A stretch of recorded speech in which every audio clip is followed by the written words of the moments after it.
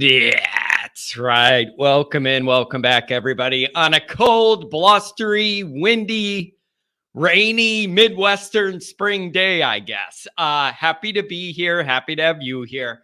Um, we're going to go over some big picture stuff today. I would, especially yesterday, something was really hitting me, really standing out to me as something that needed to be addressed, needs to be talked about in terms of just how much college football is changing and where Notre Dame falls in the landscape. So I want to touch on some of that today, kind of moving the discussion forward from where we were at last week with all the chaos and everything. Hopefully that's going to subside. And then we can talk about kind of where we're at from there and some big picture stuff. So I have that one thing I want to go over and throw it at you. A lot of you guys are hinting at it already, like you knew where I was going in the chat, which is beautiful, by the way. So I'm going to say what I want to say on that piece. The phone lines are open for anything now. You know, we're going to be entering this window into the summer where there's not going to be a ton of action going on, except for hopefully good recruiting news and no other news. That's all I want this summer. After this winter and this spring, all I want out of this summer is the only news to be, hey, John, Notre Dame got a good guy to commit to us. I'm not interested in hearing really anything else because I can't imagine much else I'd hear in the summer that isn't going to be bad. So I've had enough of noise when there shouldn't be noise. Right after the season when everything calms down, right after spring ball when everything calms down, not for us. That's the only news I want all summer. Hey, John, new recruit. That's it. No, this guy's hurt. This guy doesn't want to be here. Oh, the coaches, this and that. No, I'm not interested in any of that. Just give me calm. You could tell I need it. Just give me some damn calm. Oh, boy. All right. Let's get into this here. YouTube, obviously. You know that's where the program's housed. Hit subscribe if you haven't yet. Appreciate it very much. Give the video a thumbs up. That helps me as well. Notifications on. You and I both know why. That way you're alerted every time a new episode drops. Twitter, search bar, Always Irish Rat. Always Irish Inc. Emails, alwaysirishnd@gmail.com. Audio only anywhere you want me. You could call. You can locate me except for these because they're too long to dub over. So I guess I'm lying in the introduction. Call in line. 312-900-8815. You tell me all you've heard and seen. Fighting Irish Wire, they have all the draft coverage. They're covering all the Notre Dame guys get drafted. I got an article, I don't know when it's going to post, about the future direction in Notre Dame football. A lot changed last week. The path became tougher to walk, but more clear. Does that make sense? Notre Dame's path forward to me from now on with Buckner leaving. It's a difficult path to walk to make it work perfect, but the path itself is clear to me. So stay tuned for that article, and then we'll hit on that as we get later in the week. So that's the first thing. Congratulations to all the Notre Dame guys that were drafted. We got a super chat. Look at this. Monday morning, $20 holler. QB for 24. Carr easily is the starter. Current film shows strong arm, accurate, athletic, tall, getting bigger. Seems very legit. Minchie, BG showed weak arm. He's short, not that mobile. Seems like a backup player. Now, I know there's a lot of people that like Minchie a lot. And I have had certain people tell me that they think at full maturity level, Minchie could be a better player than even Carr. And I don't know what to make of that, but I have certain people that really, really love what Minchie brings. Maybe just early on with a skill set and a build. So I'm not giving up on that also. He was an early enrollee, already in the program, getting situated at Notre Dame. I think that helps him a lot. And I really think that helps Notre Dame, because they got to figure out what they got for 24, especially. The longer that guy's in the building, the more chance they have to work with him and build him up to see where we're at in 24 when you got a big quarterback decision to make yet again. I am not trying to fly over 23 in any way. It's just that dynamic is what it is. You know who the starter is, and if he gets hurt, you're dead. Like there's really not a mystery to that one.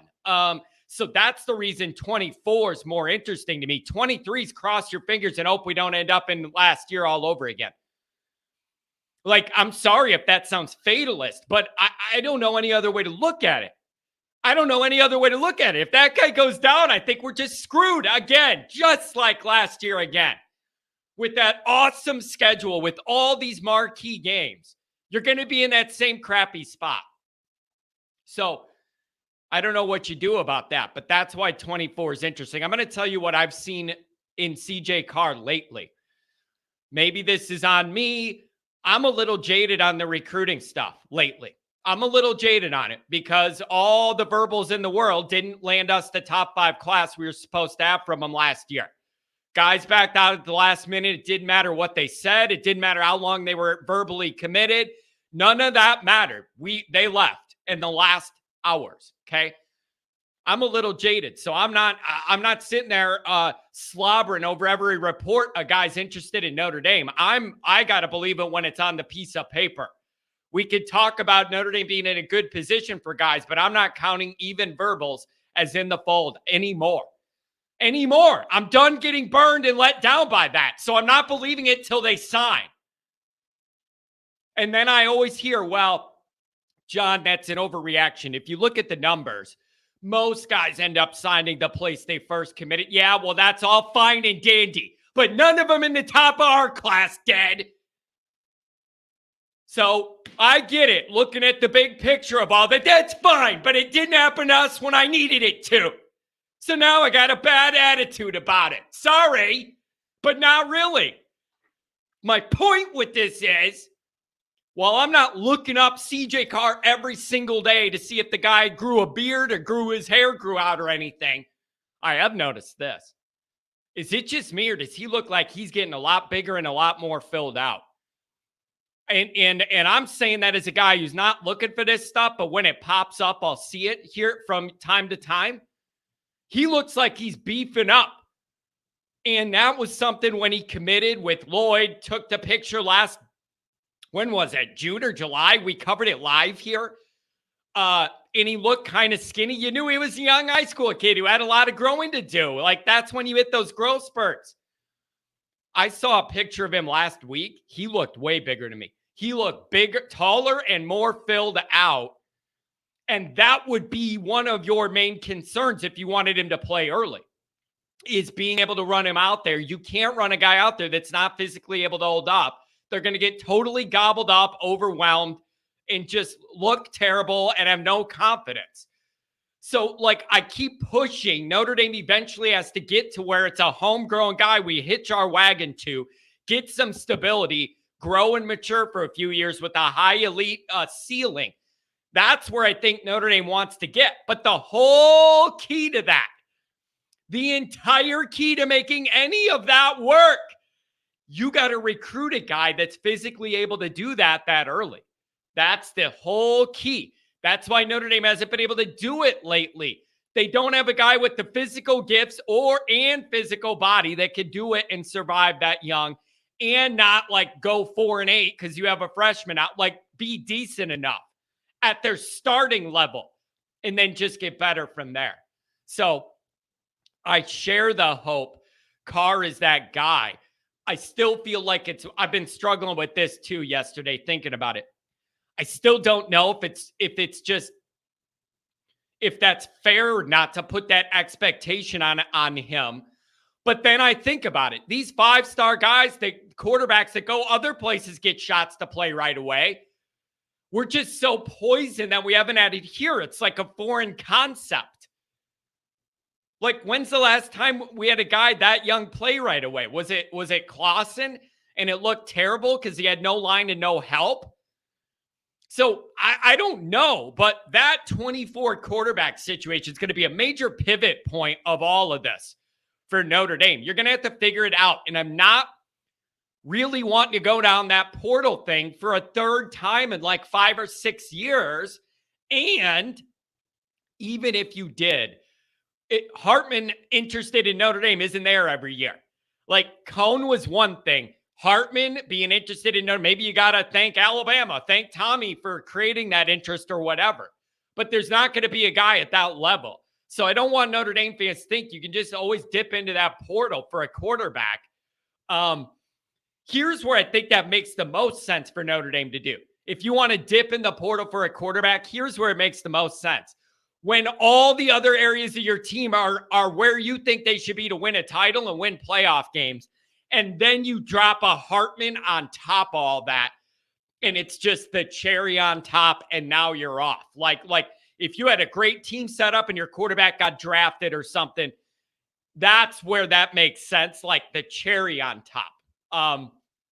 But for Notre Dame long term, I think it would stabilize things to do it the old school Notre Dame way and home grow your quarterback and have the team grow with them, all that young talent, and go from there. But you gotta have a guy who has the skill set to be able to do that early, and you gotta protect that guy. If you're gonna do that with the younger guy, you gotta protect him, meaning you got to make sure it doesn't go horrible and that he can hold up so that there's confidence there. And we don't do this one year, but it goes so rough that there isn't confidence trending up. And that's the issue. So there's a lot to consider there in 24. I don't want to turn this into skipping next year, but big picture, what happened last week affects next year. And so it's still kind of relevant to talk about. All right. We got a couple phone calls here. My screen just glitched, or that it was either that or my brain. I'm not sure. So I forgot if I said this or not. Congrats to all the Notre Dame guys drafted. They're going to be net benefits to their cities well beyond the playing field. That's going to be a good deal for everybody who took a Notre Dame guy. We could argue too late, too early on some of them, whatever. Mayer got a raw deal, but it is what it is. What are you going to do? He'll be fine. He'll be fine. And he's just going to go out there and make plays for the next dozen years. So enjoy watching him.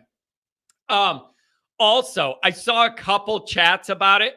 And you know what I'll do? I'll get to the phone calls and the chats, then I'll do my piece because there's a few people early that want to talk that I know are usually probably working on a Monday. Here's the thing. So we tried, young Patrick and I tried the Saturday night format. Always Irish After Dark. Here's what I find absolutely fascinating. The Monday, Wednesday, Friday morning shows have their own vibe. It's early in the morning. I get worked up, but it's still somewhat muted. It's first thing in the morning. Start your day with some Notre Dame talk. Friday nights have their own vibe. The Friday nights have their own little vibe of kind of a little up tempo on a Friday night. And then we did the Saturday night one, just see how it would be. That itself is its own experiment, and it has its own results, and it attracts a unique, different crowd. I can't believe the difference, even on a Friday night show versus a Saturday night show, the different overlap of people joining and calling that I've never remember chatting or calling before on a Saturday night. So it's wild to me to observe the different stratas of crowd here for the different days and times. And listen, Saturday night after dark, it's unique. I think some people, you need to understand when it's called Saturday night after dark, some of what you're going to get. Some of the language, I would like for the record, I did not use the bad language. For the record, some of the language stuff I don't love, but I also don't know how to stop it. If a guy calls, by the time I do anything, it's too late and it's out. The Crown Royal guy. The Crown Royal guy was all cranked up. I don't know what to do after he drops. Once it's out there, even if I cut him off, it's out there. So, but I love the fact that this show and the core of this show is flexible enough that we could do all this. Monday, Wednesday, Friday, more serious type stuff. Friday, a little looser. Saturday night, more of an Always Irish hangout, and we just kind of BS for a couple hours. Seemed like people liked it. The numbers were fantastic. The numbers for that were better than what a lot of the morning shows do, unless it's during the season. So I like that we could be flexible and kind of be with all those different groups and all those different mindsets. And I understand too, you guys, I understand that every vibe of all those shows might not be for everybody. Some people might like the Monday, Wednesday, Friday, more down to business, straight laced Notre Dame stuff. Others of you might like the more laid back Friday, Saturday night. Like, you don't know what you're going to get. Could be really entertaining and really immature or funny. You don't know what you're going to get. And if there's people who like both or just want to watch to see what I'm going to do, if that's like an entertainment, beautiful, welcome. So we're going to try and do it. The language I wish was a little cleaner. That's something you can ask for and I hope you're going to get. But thanks to everybody who joined. It seemed like a lot of people had fun with that. All right, let's do a couple chats. Then I'm going to get to your calls. 618-937. The first one's up. Oh, that's one more thing with the calls. And I've explained this before, and I felt the obligation to explain it again after Saturday night. Saturday night, the calls came in weird. And what I mean by that is there were times where I'm doing this, and there's like, I'm talking to one person, and there's two people waiting. So then I could give that one person a little more time. And then in a 3-minute window, a dozen other people called. Now there's 15 people waiting. That changes the calculus of how long I could give people to try and give everybody a shot. So when people are like, bro, you made me wait forever and I didn't get on, that's weak. Like, that doesn't make me happy or make me feel like I'm a part of your show. Understand, I'm trying. And that calculation moves all the time of how good is the call, how clear is the line, and how many people are waiting. And I don't know any other way to do it. So just know when there's more people waiting, I try and tighten the window. When there's less, I expand it. But if a bunch of calls drop off or come in the same window, that's how you get stacked up. And be understanding. In a normal radio show, you have a radio guy, you have a radio sound engineer guy mixing all that together. You have a call screener and all that. You have a host. I don't have any of that. So forgive me. I'm trying to do the best I can. I don't want to leave people left out, but I wanted you to understand how that kind of goes on the call screen. It's not it's not a perfect science. All right. Let's look at some of these chats. We'll get to the calls and we'll get into my little point. Good morning, John LG here. I watched Saturday on replay. You were on fire, brother. I appreciate that. It's not for everybody. Your show's my favorite. Listen, I want everybody to watch as many Notre Dame shows as they can. Go get a different feel. That's my advice. I tell everybody that. I like doing this with news too. Seek out opposites. Like, seek out a news story happens. Go find what the right's framing it as. A news story happens, and then go look and see what the left's framing it as. And you could almost bet for sure that truth is right in the middle where none of them want to live. Go. I like that. See what I think about a topic and then go to the other shows, see what they think and hear different arguments and reasonings. That makes you a smarter fan and a smarter person. So I want people to jump around, watch a bunch of different shows. I'm not the biggest X's and O's guy, and I've never claimed to be, and I don't want to be. That's not what I like doing with all this. Go find an X's and O's show. Come to me to laugh and talk about how it makes you think and feel. That's all good. Domer Guy 88, Irish Nation. Let's fill the house that Rock built with green September 23rd. No more red takeovers. Domer Guy 88, you're on this topic a lot.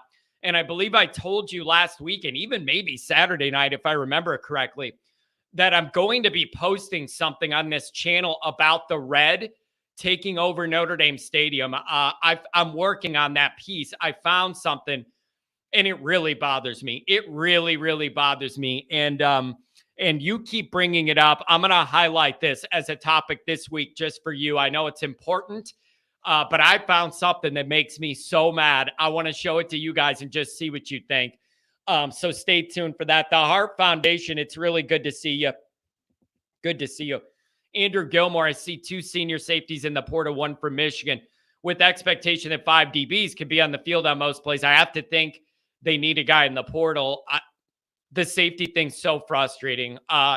If you had Hillman and you had Bowen, you're not in this position. Like I don't want to over dramatize what one guy not signing could do. But in this case, look what signing one guy could do. It's beyond frustrating. I feel like I have had worries about Notre Dame's secondary most of my entire life. Like dire worry about that. Like just never feel comfortable back there. Have so many plays burned in my mind of us losing games because of back there. I just can't handle it. I just can't handle it. Oh, man. Good morning, Adam. Good to see you. Asking Pat how he felt Sunday morning after the show. I'm sure he felt fine, and he was out there golfing first thing in the morning because that's what Pat does. There ain't nothing going to stop him from that. I guarantee he was out there ready to go. Yeah. When does the portal close up? It's closed, right? I thought the 1st was the date. We should be closed off, correct? I believe that's the case. Yeah, let's see. Players needed to enter the portal yesterday. Those in the portal have until fall camp. Michigan State's QB and best wide receiver opted in last night. Dumpster fire in East Lansing. That's a part of what we need to go over in my notes. So you guys are right on it. You're right on it. Adam says Ohio State had to go to the portal to get an offensive tackle. Looks like they're a little worried about the O-line. That sounds good to me. Mikey Pulls, my bodyguard. Good morning, John. A little worrisome that the NFL prospects from ND were slim this year and will be again next year. Only a 2-player lead over USC for most time. Yeah, for most all time. Yeah, you know what's funny about that, you guys? Really think about this. You may as well give up that record right now because USC is going to pass us because they're going to go get 40 guys from other schools every year to bring in there to fill out their roster. And then those guys are going to play a year or two and then go to the league from USC. That's where this is all headed. Everything's changing. I'm just telling you, that's what's going to happen. They're going to go snatch all the mid-tier guys from everywhere else, and then they become pros at USC, but they're not really USC guys through and through. So we'll probably get passed up on that from the 40 guys they bring in that are going to be good. I don't know. I don't want to be negative, but that's how I see that going just by the numbers. Just by the numbers. Morning, John. Happy Monday to you and the Always Irish fam. Happy to be here. Look at this. Nick Dean. Great job Saturday night, John and Patrick. Nick's one of the main ones at the tailgate who said to me, those weekend night shows are fun. You got to bring them back. It's a different vibe. It's looser. And you never know what you're going to get. There's an element of unexpected to it that doesn't come on the morning shows usually. And so at the tailgate, he was asking, he's one of the people who said, you got to do more of those night shows. So I'm glad we did that for you. It was a fun time. Blake Fisher, too, estimate if he has a good season. I could even see Tyree as a late round guy for Andy Reid. He loves those third down backs who could catch the ball. That is an ultimate Andy Reid fit. I do see that. I do see that. Angela, good to see you. Good to see you. Homer TD, good morning, John. Happy May, Always Irish family. The Saturday night after dark was fascinatingly entertaining. Thanks. Here's the thing. It's just new. People don't know what they're going to get, and I didn't know what we were going to get. And people were running their mouths before it. People wanted a piece of Pat. That was a part of it too. People messaging me, DMing me, whatever. They wanted to go at Pat. They wanted to go at Pat Live. So I set it up for them to go at Pat Live. And I didn't see him there. So I don't know what happened. I didn't see him there. I don't know. Or they were there, but they didn't call. Oh, man. Here we go. Always Irish senior. Nice to have my dad in the mix. Okay with it. Only, oh, look at that. His logo's the flag in front of the Frank gate at the blue and gold game. Nice job, Dad. I like that. That's beautiful. Okay with it if the Irish take NIL and portal serious and be in it to win it. Must keep 5-star commits. And then he has the money signed. So, yes, state of college football is okay if they let Freeman cook. So, that's the big worry is that it gets so far down the road and Notre Dame's not a part of it. And then where are you at? Like, where are you at that point? If you can't keep up with all the transfers helping everybody else fill their team out in one season and You can't sign guys because of high end pay for play. Like, that's where it's going. How does Notre Dame survive and navigate and all that and excel in it?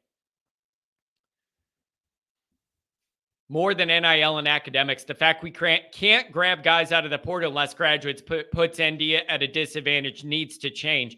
Interesting you bring that up. It's one of the things on my notes to talk about. You're on the right track. My brother, good morning. Good morning to you.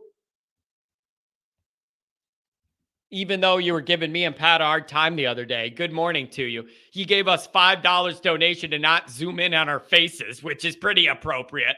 Real Irish 1988. Let's go, John. I just listened to Saturday Night Show. Awesome. I'm glad we entertained you.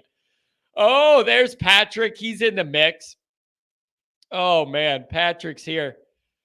Look at him.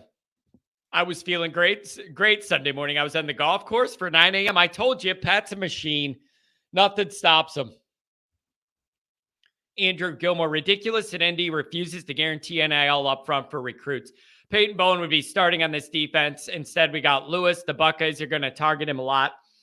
I don't think it has to be pay for play. I just think there are other ways Notre Dame could be a little more engaged on it on the plus side. I'm not asking for pay for play, but just there's got to be some middle ground where Notre Dame could be more aggressive in this area without sacrificing values and losing all their top guys. Like, where is that point? Where is that tipping point to where Notre Dame could be involved to the extent they have to be able to compete in the modern era, but without it going too far to, to where you're giving up your values? There's got to be a sweet spot. I hope.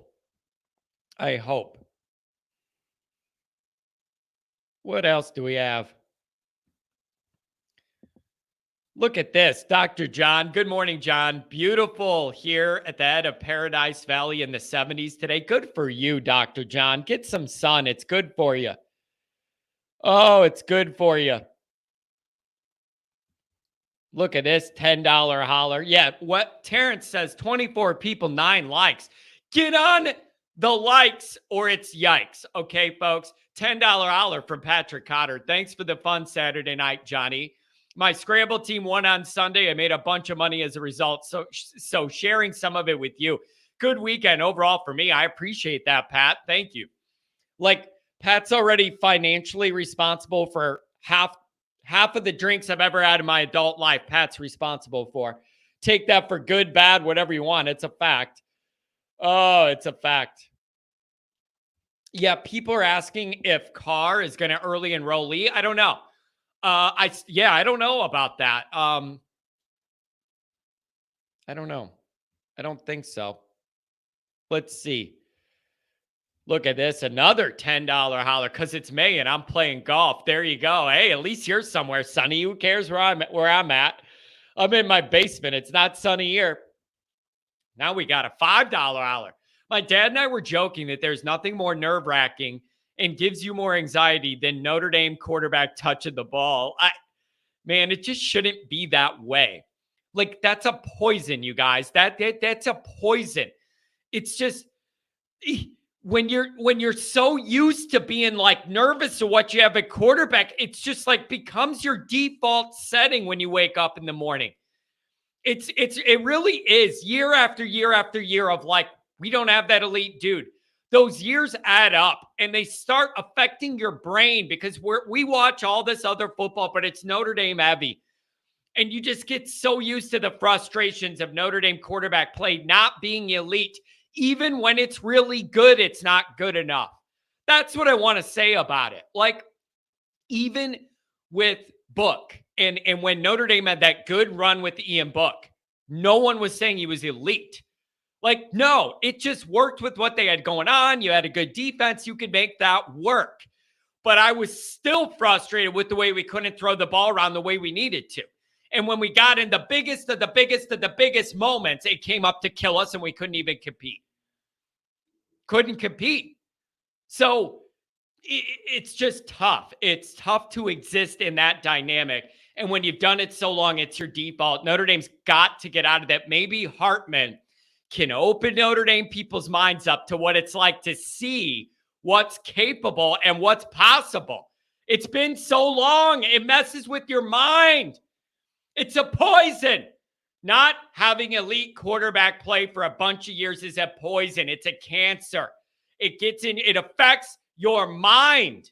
It alters the chemicals in your mind when you see it over and over again. You almost forget what it looks like to not see it be that.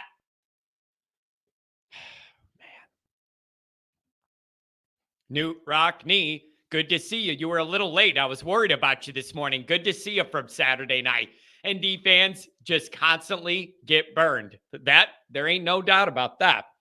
There's no doubt about that. And when we get burned, we don't just get burned low key. When we get burned high key, son. Like that's the other issue. Whenever something happens stupid with us, it's never low key stupid. Whenever something dumb happens with Notre Dame, it's got to be like hit on all cylinders for maximum exposure, maximum news coverage. Like that's the other issue. Think about this. Think of the difference if Tyler Buchner said, yeah, I'm going to go somewhere else. I want to be the starter. And he goes to Stanford or he goes to Illinois. He goes to Northwestern near Chicago, 2 hours up the road, plays for smart kids. If he does that, half of his story isn't what it is. Like the Notre Dame practical part about losing Buchner still exists. But all that ancillary going to Alabama, connected with Tommy Rees, what does that do for Alabama? And what does it mean that those two are reconnecting and wanted out of Notre Dame? And oh, by the way, you got Brian Kelly in the SEC too. So now you got all the ND to SEC storylines that add fire, a fuel to the fire. It's Notre Dame doesn't do nothing quiet. And like, if one thing doesn't go right, it just gets magnified. Like, it's just wild. It's wild. Garen, then why do people get so bent over any other player that plays in the spring game and don't play well? I just think it's a matter of that's what you see. You wait all spring, you're begging for Notre Dame football, and then you see what's out there. You want it all to look good. Yeah, Dr. John, you're hitting on my main point too. With the portal, the paper means less. Yeah, if you're able to play in the portal. That's a big question, Dr. John. With the portal, the paper means less. Only if you can play that game.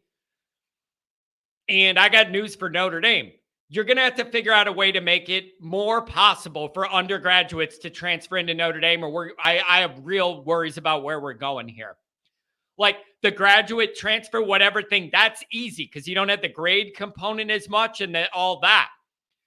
Notre Dame is going to have to find a path to let some of these like second-year guys transfer into Notre Dame. It's so hard right now with the credit transfer and all that. You got to be able to figure out a path for Notre Dame to be able to target some undergraduate guys. I don't know how you keep up otherwise. I don't. The way these teams are flipping 30 guys or whatever, how do you keep up if you're Notre Dame and you can only go after a handful and they're grad guys? Huge disadvantage. That means you can't miss in regular recruiting then. That's what that tells me. If you're going to go that way and everybody else is able to get all the younger guys, they have all this margin for error and you don't, you better hit your evaluations in recruiting or it's time. That's what that signifies to me. So that's one big thing Notre Dame's got to figure out. You got to create a lane. I don't care if there's extra things the guys got to do to stay on track. I don't know what, but you're going to have to create a lane to let some of them guys do that.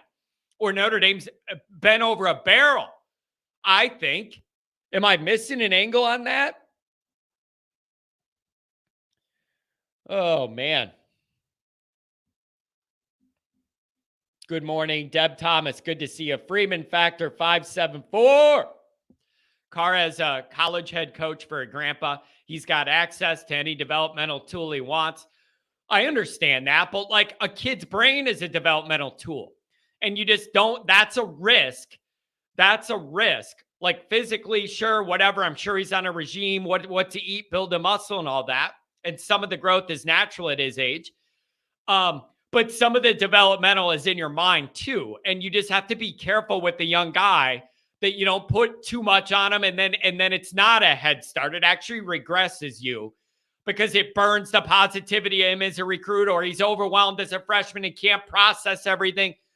Those are some of the things you got to worry about when you're running a freshman out there. It's not just like physically being ready that young, but it's mentally and being able to handle it and get through it in a positive way too. I bet you that kid's got the right frame of mind. He don't seem like he's rattled. All right, we got phone calls lining up. So let me see what else we got for super chats. And then we're going to just open the phone line, see where you guys want to go today. I can, what was I going to say? I can hold off on my stuff if there's a bunch of calls. Like I want to prioritize that for you guys and do a better job. $5 olive from Paul Conley. Good morning, John the Great. The portal window is closed. How many ND players entered the portal? Well, here's one thing we have to talk about that was on my notes. See, you guys are smart Notre Dame fans. You're hitting in the chat. There's been like a half dozen now that are all hitting on some of my exact points. When you're asking about how many Notre Dame players entered the portal, here's something you got to understand. And this is a two-scale issue, two-part issue. Over half of the 2021 class is now gone from Notre Dame. And I get that that's like alarming and not the Notre Dame typical way. And you're going, what does this represent? What does this mean? That's not normal that a half of our class, recruiting class from 21's gone. What the hell is going on here? Well, let me ask you guys this. Did you notice anything that could have changed in that year since all those guys have been on campus? Anything that you could think of that changed big time in that window from one year to the next? Oh, yeah, maybe the Kelly regime folding over to the Freeman regime. And so I think nobody wants to listen to me. I said all along, year 2 is going to be a calibration year. Year 1 is going off instinct, the best you could do in a very whirlwind thing. You go off instinct and set things up how you think it's best to do it this immediate year. Get into it, see how it goes. Year 2 is the calibration. Year 2 is the calibration where you go, all right, what did we do that worked running off instinct year 1? What needs to be tweaked? What needs to be twerked? And what do we need to do? Okay, tweaked and twerked. You got to do it with your roster. All right. So I don't think it's a coincidence that high alarming rate of people leaving coincides with these regimes switching over. And some of this is natural. You're going to lose. If you're going to lose like a few guys, no matter what, double it or triple it because you're going through this recycling of the roster. Some of the guys probably don't like Freeman's way. Guess what? Freeman probably doesn't like some of the guys. Hate to say it. I know we live in this romance Notre Dame world. We're all on the same page. And everybody has equal-sized shamrocks that they run around and everybody loves everybody and everything because it's magical Rudy Notre Dame movie land and all that. Some of that's not realistic. Some of that's not realistic. We want it to be the movies. It ain't going to be that way for everybody. So I bet you a lot of those guys didn't like the new way Freeman was doing things or the new position coach is doing things Freeman has empowered. Okay, some of them don't like that. And at the same time, I'm sure Freeman has a list of guys top of mind that aren't going to work out here. Either they don't fit his vision, he doesn't like their attitude, it's a loaded roster, it's a loaded position group, whatever it is. Maybe some guys have grade issues we don't know, but you don't know. You don't know. But I would suggest to you that if you're going to make a big deal about that 21 class and half of it being gone, I do think you got to be understanding to the fact that that's the new regime change and some of this is natural. You're going to gain guys and shed guys. Hopefully it stabilizes once this cycle phases out and then we're dealing with all pretty much Marcus's guys. That should level out. But I'm glad you brought it up. Here we go. Newt Rockney. The Saturday night format was garbage. Well, I'm happy to have you here. I was happy to have you here anyways. You must be entertained by garbage because you were there for it. You were giving me and Pat a hard time before it, so you must not hate it that much. Or you like garbage. Oh, man. I like this. James always just posts casket or John do something from a casket. Because one time when he first started watching, I think I said something, if this happens, I'll be doing the show from a casket or so, which is a good line by me and not that far off base. And now every time anything happens, James just puts, yep, do it from the casket. And I know exactly what he's referencing. Oh my God. Yeah, the drunk caller, the Crown Royal guy from Saturday night. Guess what? I got a highlight package for him coming up. I was working on it yesterday. So yeah, the Crown Royal guy yelling about he's a real man because he's drinking Crown Royal for Notre Dame fans at night. He's going to get his own little tribute. So stay tuned for that. Good morning from Southern California. Caesar, that's a long way away. Represent our Irish out there. Don't let them bully you out there in LA land. Don't let them do it. Don't. Yeah, we got mixed views on Pat. Half the people didn't want Pat there. He added no value because he was giving them our time. And then the other people, I enjoyed having Pat on the show and think we should have him more often. You can't win, man. When you're doing something like this, you're never going to be able to make everybody happy. Half the people hate it, half the people loved it. But you got to understand, you're not going to be able to come at me or somebody I have on this show and then not expect me to go through with it. So when that guy said they wanted a piece of Pat, I gave him the phone number, brought Pat on for that. Sorry, I tried. I tried to hook it up. All right, we got calls. All right, let's try and go through these. We got a handful of them. Everybody try and keep it tight. We're going to try and move things along today. 618, you're up first. Hey, how you doing, John? Happy Monday morning, my friend. What's on your mind with this wild portal window closing and now that things are kind of calming down? What's on your mind? Yeah, I put in the comments, man, maybe Notre Dame can win something like Saban do, man. Saban don't go after a whole lot of transfer. I don't even think he probably would have went after Buckner if it wasn't for Reese. Right, but you got to understand, I know you know this. They had 9 5-stars in their last class. Notre Dame hasn't had 9 5-stars in my entire freaking life.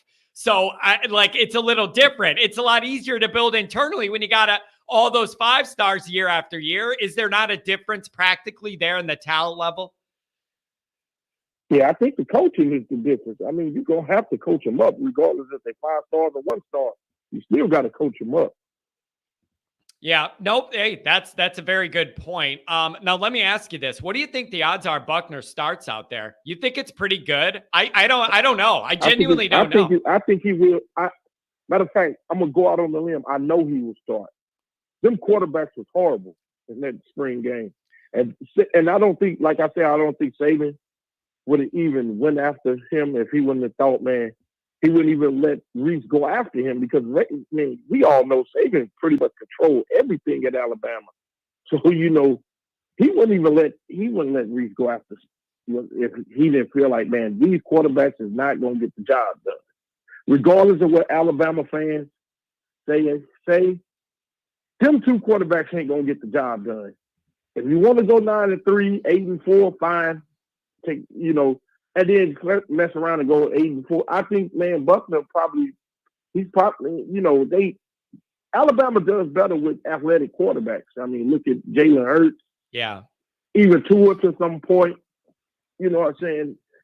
You best to believe that Saban is going to be on top of Buckner, man. He's going to be on, and we're going to see a better Buckner than we've seen at Notre Dame. I mean, it was unfortunate that he couldn't get the job done at Notre Dame, but he wanted to, but man, things happen and everything happened for a reason. Yeah, man, it's tough because here's the thing that Pat and I were talking about this too Saturday. There is no Notre Dame comfort blanket now for Tommy Rees and Buckner.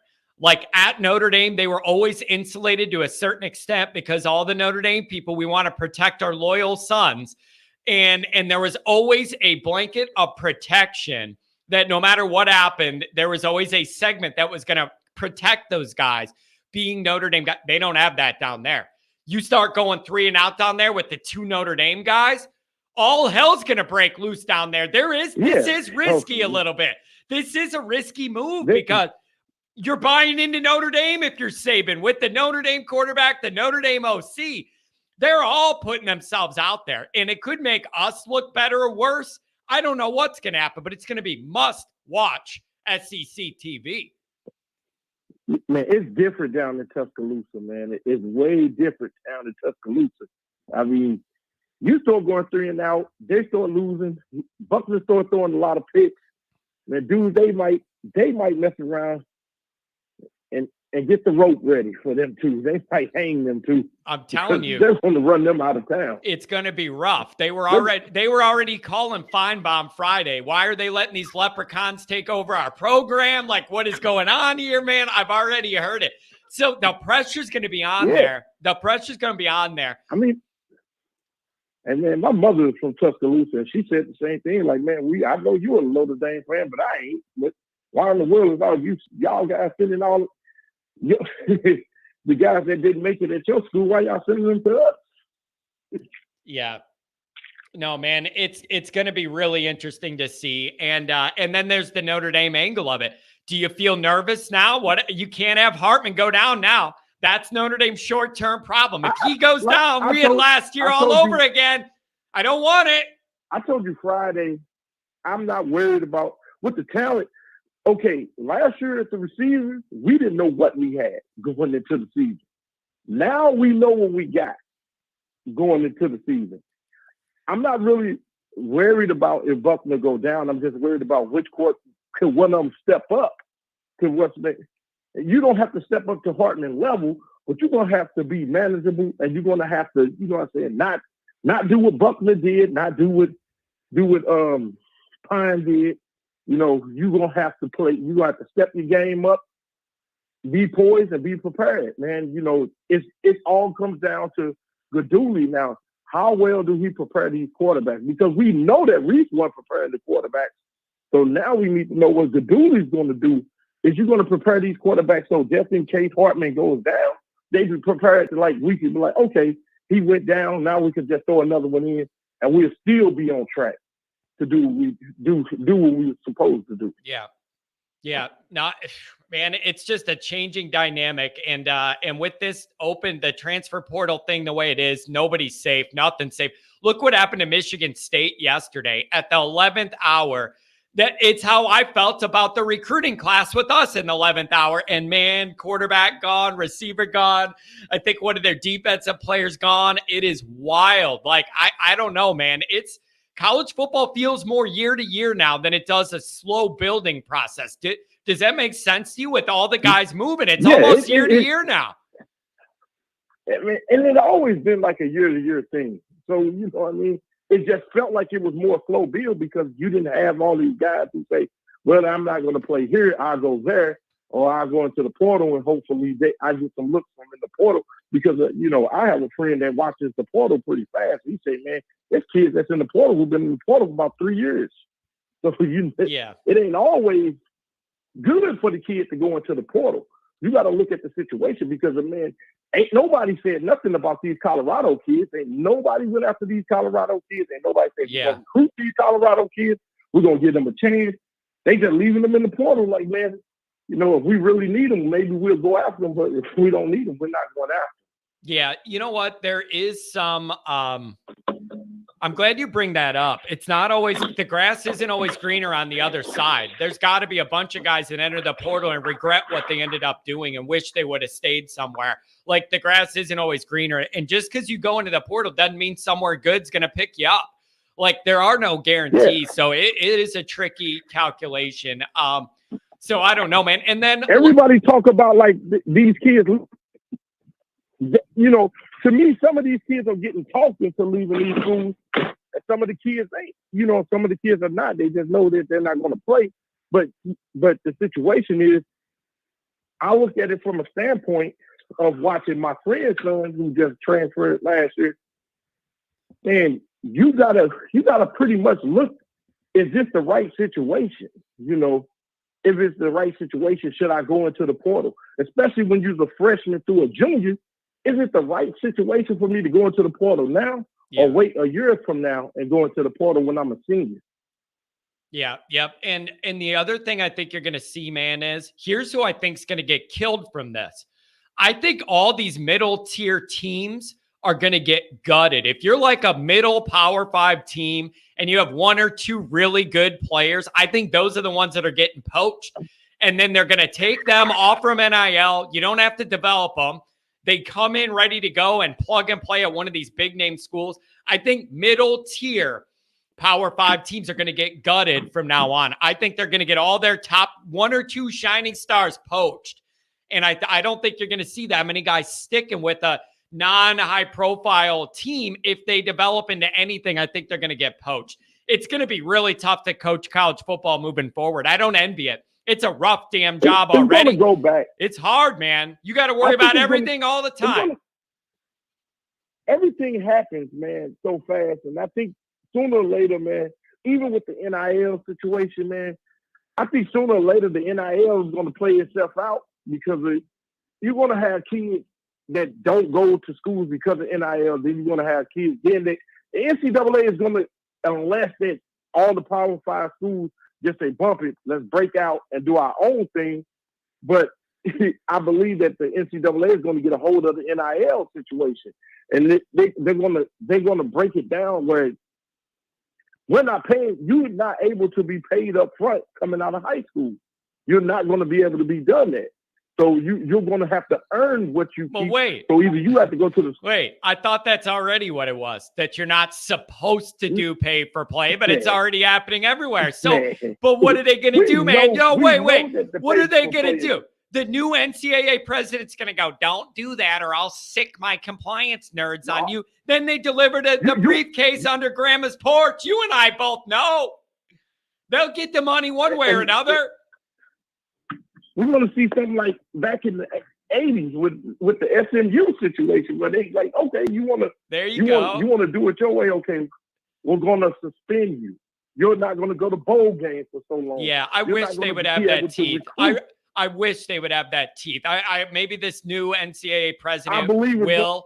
But listen, this guy was a governor, so I already know. I don't trust any politicians at that level. I don't think you get to be at that level unless you're manipulating something on all sides. So this guy coming in being a politician doesn't help his credibility to me. It almost hurts it because I know the games they all play to get what they want. I don't know. Yeah, I mean, I hate politicians too, but I think he's going with people like, institutions like what Swarbrick and them is doing, some way it's going to play itself out where they're going to be like, they're going to come down hard on these schools that's giving money under the table. And then look at the Texas A&M situation, man. All them kids transferred. I mean, all them kids got paid to play, and they all transferred. Yeah, that backfired within a year. Yeah, what do you think? Hey, man, when you do that with that many guys throwing that much money and all that, I think it's hard to have a stable culture. Everybody's pulling their own way. They're looking after their own interests. They think they're the man. I could see how that could breed problems. It's just unstable. Yeah, it is, and it's a sad situation, man, because when I was getting recruited, they couldn't even offer you a hamburger at the recruiting trip. So, that would have been a sticky situation. They could offer you $1 to get on the bus to go back to the hotel, or it was a sticky situation, man. Now that, I don't see saving a lot. I mean, you don't see the best schools doing the NIL thing. You don't see Georgia doing it. You don't hear about Georgia really doing it. You don't hear about Bama really doing it. Well, that's because, that's because when you have general payroll that you've had 25 years, you don't need NIL. It's called general payroll for those two schools. It's not called NIL. Why do you think Saban's in a bad mood now? Because other people can do pay for play, and it used to be his bread and butter. Now he's mad everybody else can do it, and I don't think he's going to serve out the rest of his contract because of it. I have heard that guy's furious with NIL because it takes away some of the dominance he had the way he was doing it. Now there's other players, other teams doing it. and he doesn't like it. So I don't know. Yeah, I think the one school that he was the most furious with, but the one thing that Saban can say, hey, look, man, okay, maybe other schools can't offer more money than we do, but look, we offering something beyond that. We're consistently putting kids in the NFL. Yeah. And if that's what you're here for, that's what we're gonna do. And that's what. And once the train start rolling at Notre Dame, when these kids start going to the NFL, and I'm thinking maybe next year, man, maybe Diggs might be be in the first round pick. You know, you got a few people in the next couple of years that might be first round pick. He could also negate the NIL situation by saying, hey, we're consistently putting people in the NFL. You're going to get paid. But you're going to get paid more in the long run from us. That's a good point. And it is a nice thing a nice recruiting point where you don't really have to do anything. Everybody knows it. Georgia, Alabama, places like that just pump that talent into the league. It's a big selling point. Really good call first thing in the morning, man. I appreciate it. Anything you want to finish on? That's all I had to say, man. But like I say, I don't really look at the general payroll from Saban. I believe what he pitched, and even what he pitched to Keon Keeley, like, look, man, Notre Dame haven't put really too many people in the NFL over the last 10 years, over the last, he's been there, 15, 16 years, the last 15, 16 years. I'm consistently pumping first rounders into the NFL. Look at the position that you're going to be doing what the defensive end that just left Alabama. You're going to be in the same position as he's going to be. We will get you to the NFL. Forget the NIL. We're going to get you what you need. And we're going to get you up out of there by your junior year. Nope. It's a good thought. And we hope Notre Dame with the new recruiting with Freeman could get us more on that track, and it would help build that momentum like you're talking about. Good call first thing on a Monday, man. Thank you very much. Call me back later in the week.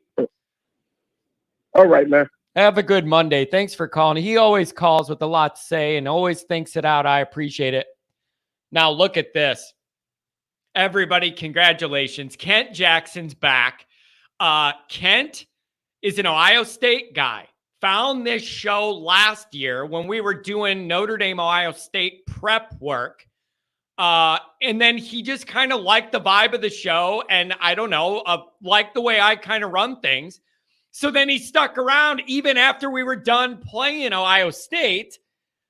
Kent stuck around all the time during the season last year. And he would just kind of pop in and give his thoughts about Notre Dame from an Ohio State angle. So then he became kind of like a beloved figure in here as like an outsider who appreciated what we were doing and wanted to be there. And he wasn't trolling us. He was always respectful. And then his job change, wasn't able to pop in. I knew that he was pregnant. Look at this. She is here, guys. April 28th, 2023. My baby, Kensley Gwinnett Jackson, entered this great world. Kent, congratulations. Pat has 3 daughters. I have a daughter. Like, it's a very, very special thing. Let's see what else he put here. Something else. Where is it? Thank you to my Notre Dame family. Yes, everything is going good. She is good. My wife is good. My first baby is a girl. Hell yeah. It's so awesome. Yep. Enjoy it, Kent. There's nothing like it. There's nothing like it at all. I'm glad everybody's safe and healthy. And Kent, I do want you to know, people do ask when you're not around for a while. People do ask. I'll get an email or a message once in a while and go, hey, does that guy ever reach out to you? Want to make sure you're all good. So Kent, just know everybody appreciates you being here. We're really glad to hear that. And hope everything's well and you'll be able to join us from now on. But that's great news. Congratulations. Yeah, Adam says Fisher might stay to play left tackle. Phil says, love the Saturday night show, Kennedy family reunion. Yeah, we're going to cut that up too. Special guest. My brother played a role in this. My mom had thoughts about Brian Kelly and Marcus Freeman. My dad was yelling about not winning anything since '88. We had an interesting group Saturday night of calls and messages and everything else. That's for sure. Going back to the phones in a minute. We got 937-707. A couple 707s, 574 coming to you. Cousin Luke, I plan to call in the near future. Please do. Like, I'm open to everybody. And give me a call. And Cousin Luke, you often jaded with Notre Dame or whatever. I'm fine with that. I understand that. Give me a call. Let's talk through it. I'm not being sarcastic at all. Give me a call. Let's talk through everything for real. It'll be fun. It'll be fun. Pay for play is never going to happen at Notre Dame. I don't want pay for play to happen. I don't. There is a way Notre Dame could thread the needle. I'm telling you, it doesn't have to be such divergent paths where one is Notre Dame sacrifices all of its values in academia and behavior and spirituality, throws it all down the crapper and just goes and hires a bunch of drug dealing gangbangers. And on the other side is got to be choir boys with my build that can play at Notre Dame, and you got to have your grades right. You're not going to win. There's middle ground. It doesn't have to be all one or all the other. Notre Dame's full of smart people. Find a way to thread the needle that could keep us competitive, but nobody feels that we're losing our values. It is not that hard. Get in a room and figure it out. There's more middle ground than where we're operating from presently. I can assure you that. Fighting Irish Faithful, good morning, my friend. How are you? He braved the cold weather for the tailgate. Appreciate that. He had his own tailgate. I'm not acting like he had mine. He was out there with his own damn tailgate, and I respect anybody who did that day. Wasn't the easiest day to get in there and set up, so congratulations to us and him for having fun tailgates. Beautiful. Anything to be at Notre Dame. Anything to be at Notre Dame. Oh, man. All right, let's go back to the lines. 937. Hey, John, how's it going? It's your favorite Buckeye fan. What's going on, man? 5'10" today. Yeah. You know what, man? I'm so happy for him because people do message me when he drops off. I know he had a job change, took over some more responsibility and couldn't be here every day. People really did ask because he was so respectful and genuine when engaging here. There wasn't the typical, he's an Ohio State guy, I automatically hate him. And you have that too. But yeah, it was good to see him. That's great news. Well, real quick to the previous caller who said Georgia and Alabama weren't NIL, but I hate to say it, but Damon Wilson, he was a 5-star defensive end. He was going to go to Ohio State, but Georgia came in, offered him, I believe the rumor is $300,000 to sign. Yeah. And Ohio State couldn't guarantee any money. And he said, well, can you just do half? And they said no. And then he's at Georgia now. And I think Keon Keeley was NIL also. Yeah, I'm not. Read. There is no, listen, I don't care what anybody tells me. There's no way I'm believing Georgia and Alabama have done all they've done in recruiting straight up. No, for like my whole life, no, like it, absolutely not. And they each have unique ways to get guys paid. Georgia has its own structure that I've been told is a lot more old school still in how Georgia does a lot of things. Alabama's modernized in the way they've been getting guys money. Bear Bryant Jr.'s bank system in Alabama has a lot to do with that. And where the donor and all the money comes and how it gets filtered out. Anybody who doesn't think that those places have been doing that and that they genuinely just get all the 5-star guys, you're lying to yourself. You're naive, like it is. And it's like, you could say, John, where's the proof? Why isn't anybody blowing the whistle on it? Nobody wants to do it to the big guys. It's good for business. But I don't believe it for a second. Not a damn second. No way. And the NCAA right now, they're scared about getting sued by the players because the players have money now, so they can hire good lawyers. Yeah. Hey, do you know what I remember, man? Wait, I want to go on that. Do you know what I remember? When I was going to grad school and I lived in Evanston, right across from Northwestern's football field on the north side of Chicago there. Well, actually, yeah, Evanston would be the first suburb on the north side of Chicago. And they were trying to unionize those Northwestern players. It was like 10 or 12 years ago, I think. And they were trying to unionize at Northwestern. Go figure, the Northwestern, the smart guys, figuring out the angles, crunching the numbers. They wanted to They wanted to unionize to get more player rights for things like this. This would have been a dozen years ago, maybe, when And they were like picketing out there and making a big deal about it at Northwestern. And I remember the national news came to cover it, which never happens for Northwestern football. And it was all about that, man. This goes back a long time. Like they were trying to do it and they were like, nope, we're not letting you do that. Because they knew once these guys got power, you don't put that horse back in the barn. Right. I think actually what's happening now is the form of giving them something where they won't unionize, because then they'll try to do the revenue share, and that would destroy the college football model. It would destroy all the athletic offices if that happened. There would be no such thing as lacrosse at Notre Dame. so it would just be football and basketball, and that's it. But real quick, I just thought I'd give you an update on you mentioned it earlier, the left or the right tackle that was picked up by the Buckeyes. And then also it came out that and he's from San Diego State. I guess he started out there. And then also with the Notre Dame Styles, he did commit over the weekend to the Buckeyes.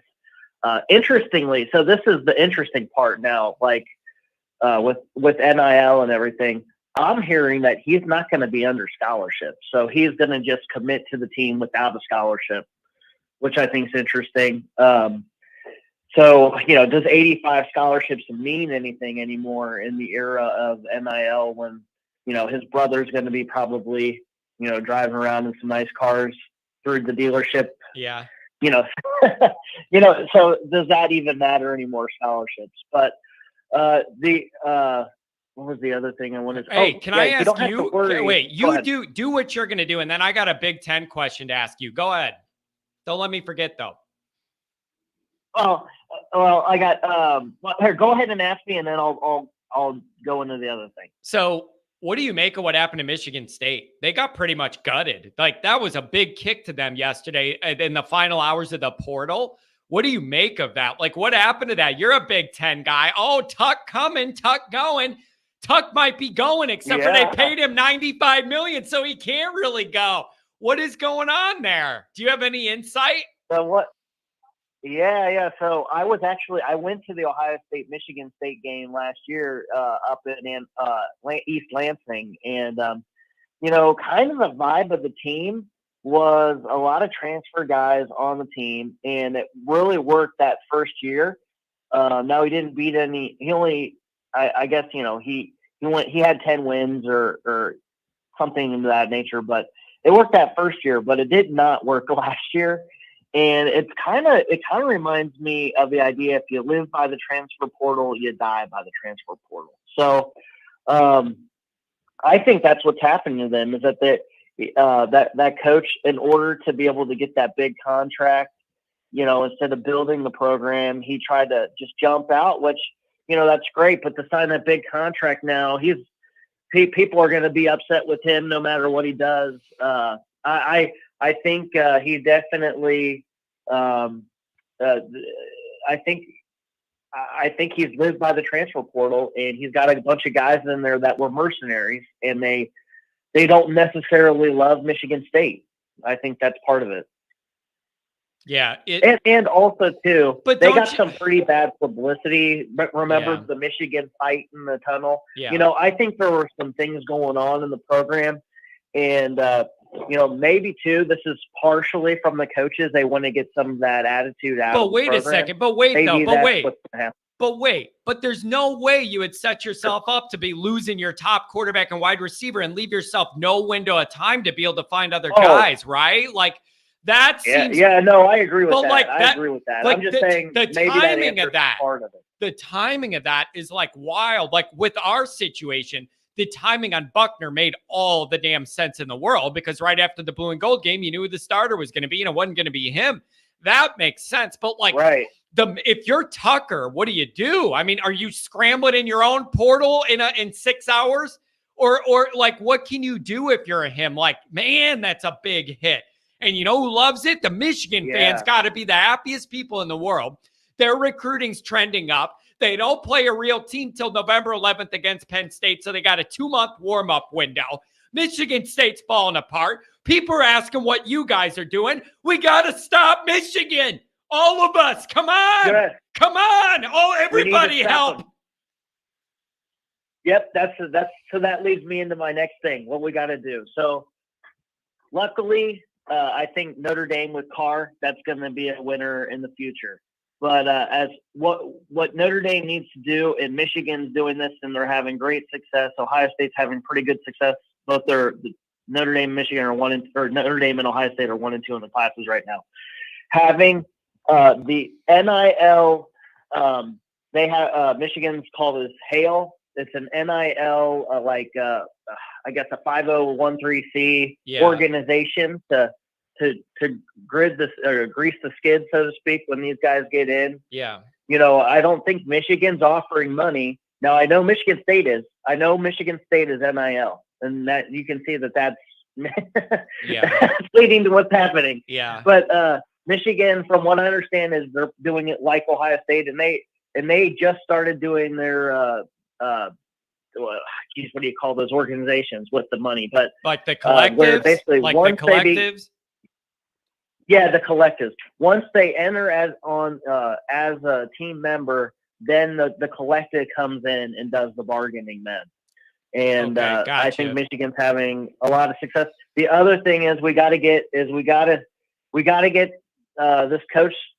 I'm hoping a couple of losses this year with Michigan. If we can get if Penn State can come up with Drew Aller and be resurgent, then that might take away from some of Michigan's recruiting. We'll see, but but they are trending up. They're very hot right now. They are trending up, and it hurts me personally just because of how I despise everything about them.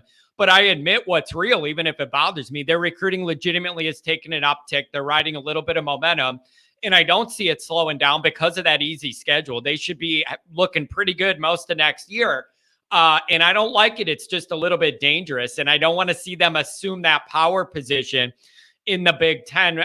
And so it's always nice to have Ohio State and Penn State, competing with them. And so I don't know, but it's interesting. But yeah, Michigan State, they took a big hit. So how do you think this all goes? Does the NIL stuff and the transfer portal stuff level out at some point? Or do you think it just keeps getting more chaotic? Or do you think we hit a part where it tilts back and things level out with like the first wave of NIL and then all this mass transfer stuff? Well, I think the NIL stuff will level out. The transfer portal stuff, I'm not sure about because it's too early in the game for that. I think if we have a bunch of kids that are success stories, then I think it will increase it. So, like if Tyler Buckner goes to Alabama and he does great there, and I think that's that would be interesting as far as Notre Dame recruiting. But if Tyler Buckner goes there and does great, then with all the stories of transfers that do good, people don't hear about the transfers that didn't do good. Yeah, exactly. So, you know what I mean? So the grass isn't always greener. People are always going to kind of think the grass is greener. Yeah, right? It's not going to be that way for it. But see, that is a tough life lesson, though, and a calculation some of these guys have to make. And some of them are going to get burned. But that tough calculation of what else is out there for me, and is that immediately going to be more gratifying than sticking around here and putting in another tough year or two to get the spot I want or whatever? Those are tough decisions. Some of these guys are going to get burned by, and it's all part of the learning process and making those decisions. Hopefully they have good family and support around them, looking out for the right things for them and help them navigate that because it's interesting for sure. It's a new world out there. It is. It's a new world. And real quick, if I was Notre Dame, I would try to get rid of that grad transfer rule because man, you want those guys to be at least in your program 2 years. They say when you go to a new job, you got to be there at least 2 years before you start looking for another job. Yeah. People don't want to just be the one and done. I don't think it's a rule. It's just that it's so hard to do when they look at a lot of those other schools aren't making the guys take the same credits Notre Dame undergrads do as a freshman or whatever. And then they look at it and go, oh, you're not qualified. There's got to be a reasonable path. And I'm not listening to anybody tell me that if you created one, the whole value of Notre Dame's degree is going to crumble into the ground and it's worth toilet paper. I absolutely reject that. There's a path, and they're going to have to open it up somehow or maybe fall behind. It's going to get tough. Exactly. There's a path. And look at Ohio State. Ohio State was a walk-in school back in the 90s. And then when Tressler got there, the team started beating Michigan. It's one of the hardest schools to get into in the state. So your football team can also be a booster to all the kids that are going there and in your pool of kids. And real quick, don't worry about red going into your stadium next year and filling it up. I would not worry about that at all. I would worry about scarlet going into your stadium and bringing in the crowd. I knew there was an angle. I was waiting for your angle. I was like, where's he going? I know there's got to be something here. Stay tuned because I'm posting something else about the red and how much it bothers me in a couple days. Really good call, my friend. You always have well thought out perceptions of all this. Give me a call later in the week. Thanks a lot, man. Thank you. Have a good one. Go Bucks. Have a good one. I'm not saying that. You could say it. He could say go Bucks all he wants. $5 holler from the Chief Brody. Chief Brody here on the line. If the players are made employees, you really going to root on a team of mercenaries who aren't students? Winning natty with a gold helmet? That's not ND football. What are my other options? What do you want me to do? Once they start doing this and these guys get paid, I just shut it all down, shut my brand down and don't watch Notre Dame football anymore? Like, give me another option. What am I working with here? Give me another option. You really going to root on a team of mercenaries? What else do you want me to do? You want me to live a life where Notre Dame football just doesn't exist around me? It's impossible. You're asking me to do the impossible. Are you telling me, Chief, you're just going to duck out and that'll be it? I don't think I can do it. I'm addicted. Not because it's good for me, but I'm addicted. Those are different things. Oh, man. $5 holler from Robert. I was the crown guy Saturday. Tell me that was not A+ content. You're going to see yourself resurface in a day or two. You're going to see yourself again. We'll be able to break down the film. It was entertaining. And I get it. People are giving Pat a hard time about Saturday night. And I mean, we'll let him talk his way through it.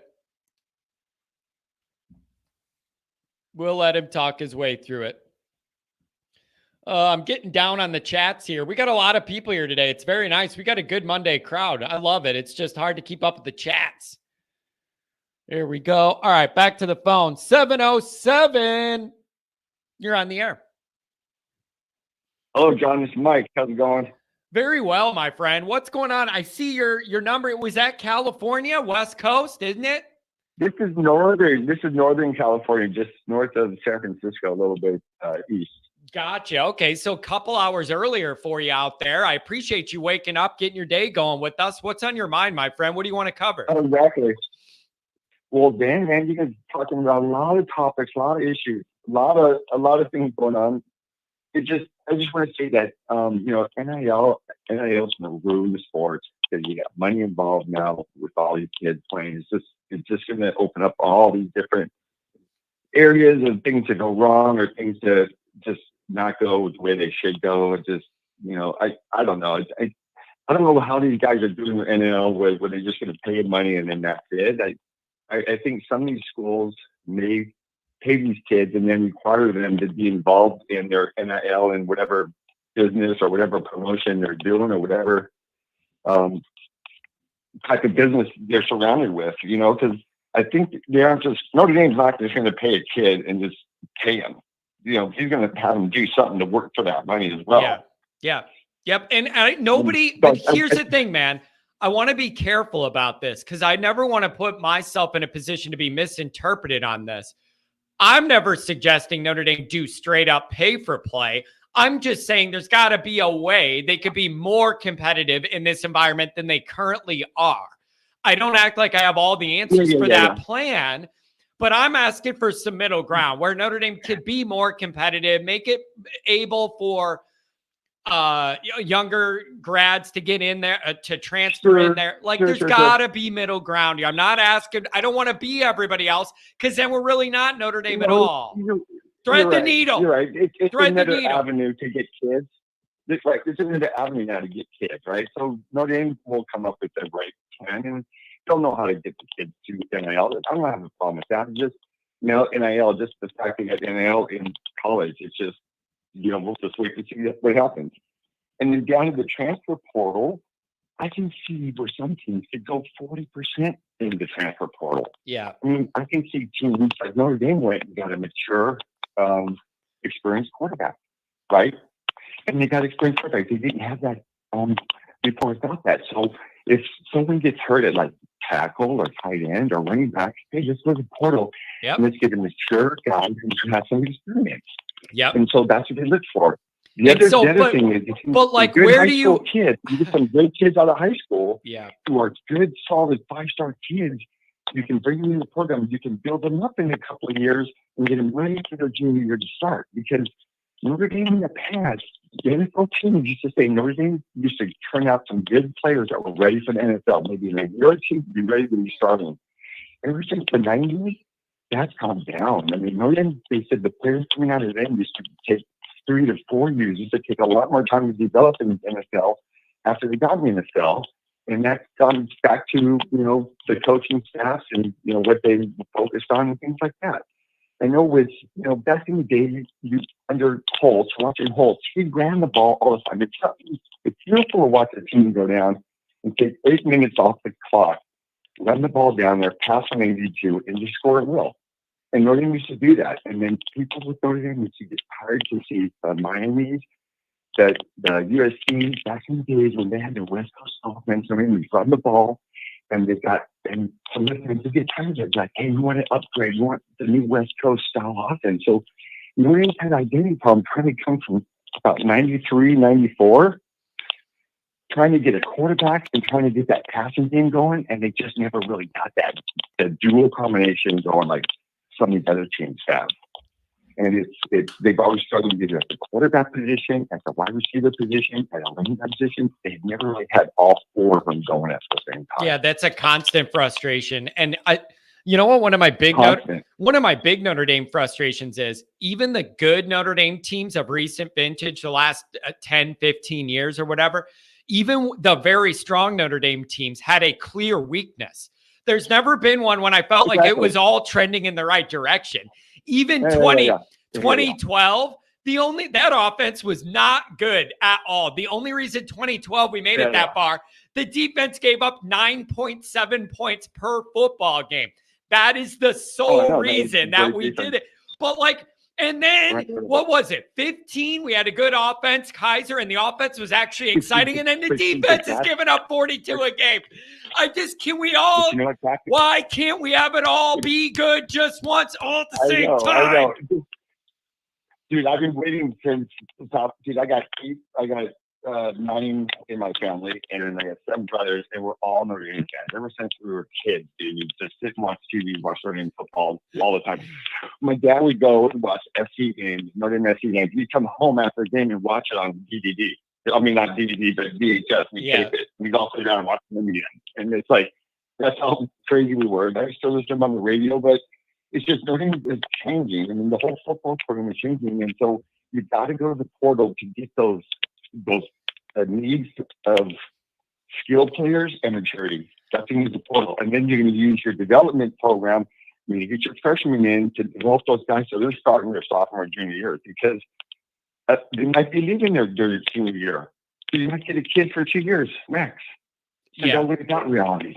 Yeah, it's a changing dynamic. I think for Notre Dame, I think the perfect setup would be your engine is going to be very solid recruiting and guys you want to develop in-house. And that's just going to be the Notre Dame way because of the academics. So all right. So that's your main thing. And we all get that. That's not going to change. More flexibility with some of the undergrads, not a lot, but just enough that you could really fill some dire needs with some depth. Like, I'm not asking for it to get crazy. Give me a few guys on each side of the ball. Exactly. You know, I'm not asking for them to get The wild. maturity and so we need nose tackle. Who's our nose? We need a good solid nose tackle. But I'm telling you, dude, We need a solid nose tackle. USC's the perfect example. I think it's either 6 or 8 of their defensive starters when we play them next year are going to be portal guys that were not there last year. Dude, it's awesome. So that's what you're up against. That's what you're up against. Right. Check this out. I remember one year, maybe it was under the Weiss era. Notre Dame played Oregon State, and I think it was in the Fiesta Bowl or some bowl, California Bowl. We went to the game, and they just kicked our ass. It was like 45-12, and we're like, "What the heck just happened?" And Notre Dame was good. I think they were like 9-2 in the bowl game, and they just got leveled. And because I think they lost the last game to SC, so they put us in a different bowl game with them, and they went out. They had a bunch of JC transfer kids. They had a bunch of guys from city colleges around California, Arizona. So they went out and they got all these junior college transfers. And Notre Dame doesn't get junior college transfers. They don't accept them. And I remember there was a big gripe about that after the game. Just saying, Notre Dame, you got to open it up. You got to try to get more types of players. You got to open up your recruiting avenues. And it's just, dude, it's changing. And Notre Dame just got to go out there and you got to get those players. And I think Freeman is going to do that, man. I think we're on the right track. It's just going to take us a couple of years. Yeah. And Freeman's going to calibrate. Freeman last year was a whirlwind. He had to do the best he could in short time off instinct because there wasn't a lot of time to build things out, really sit down and think about it. Now it's the calibration. We're going to see what his real vision is. And he's already starting to redo this roster and rebuild it and do things differently. And we're just going to have to see where it goes. But listen, man, I got to tell you, you got to hold strong in LA. You got to hold us strong out there in California. And don't let them, all those fake fans that are surfing when instead of being at the Coliseum. Come on. I went to high school. Dude, I went to high school with Tommy Reese's mom and her family and her mom's family. And she was in volleyball and she played sports and her family was athletic and stuff. We had a few kids when we became high school that my family did. We, my brothers and sisters, we had people going to high school for 50 years? How many years in a row, man? 15 years in a row. So we knew a lot of people and it was kind of funny because my buddy was telling me about that. I said, "Do you know Tommy Reese's mom is?" I was like, "No." And he's like, "Are you serious, man?" And I was like, "Oh, that's great. That's awesome." And I really didn't know that. So, I got to get down there and talk to her and take the lowdown on what's going on with Tommy. Yeah, it's wild, anyway, man. It's going to be a crazy year. I can just see Notre Dame playing in Alabama in the championship. What a marketing game that's going to be.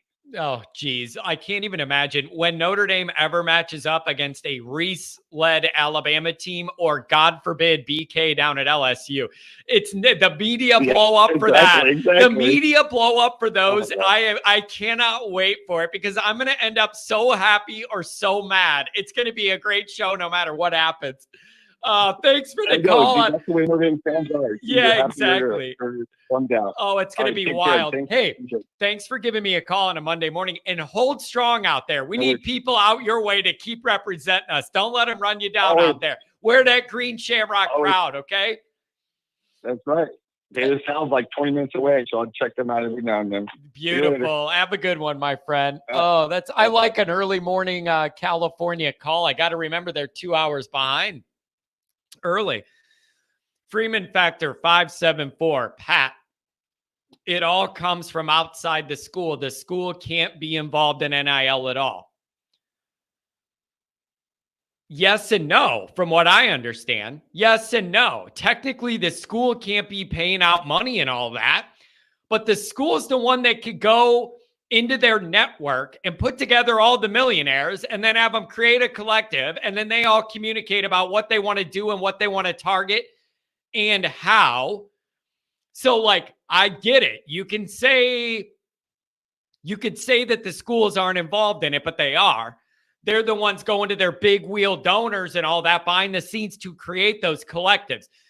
None of you possibly think those collectives paying NIL to these big schools, they don't communicate with people who work at the school? Really? That's what you think? You're out of your mind. That's not the real world. You're naive if you think that. By law, The school's not supposed to do it, and they can't pay out the money, but everything. Yeah, so they're back channeling behind the scenes to set up the structure separately, but while informing all the people with the big money and the decision-making of how they wanted to do it. That's all done together, whether you would want to admit it or not. Yeah, the money doesn't say from Notre Dame's NIL, obviously, but all those schools are involved. Unless I thought of one instance where it's not.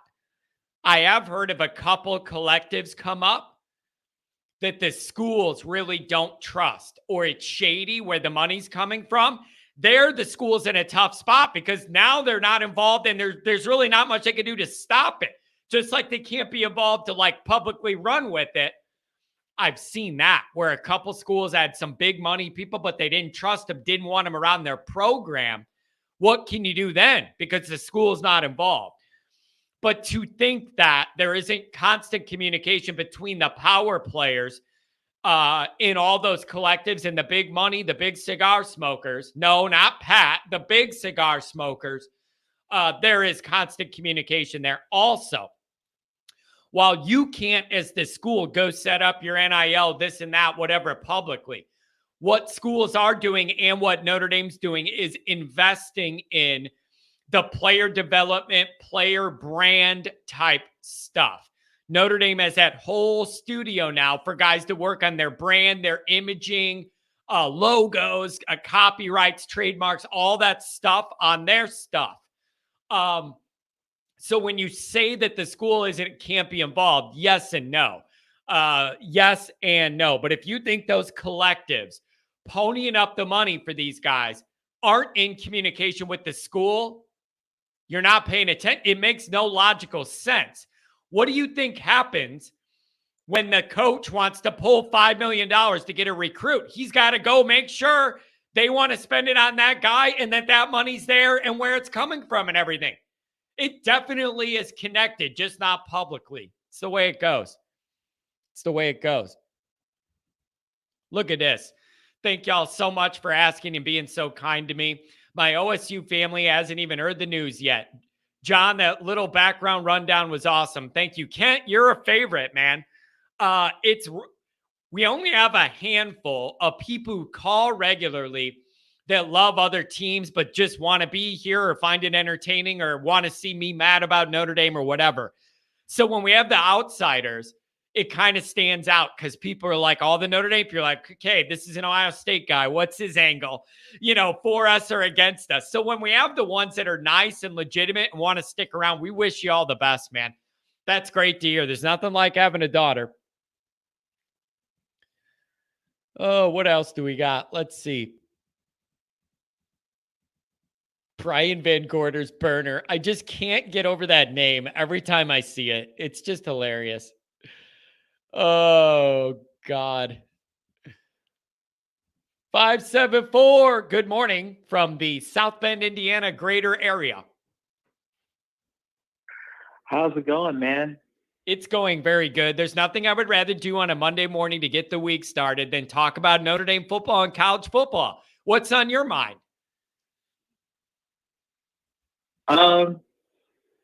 So I think that, like I said, I think that, Marcus Raymond will eventually, hopefully figure out the whole transfer portal thing. If he doesn't, I think it's really going to hurt. Well, now, wait a second. Well, wait, though. But my problem isn't Marcus figuring it out. I'm certain he knows what he would want to do.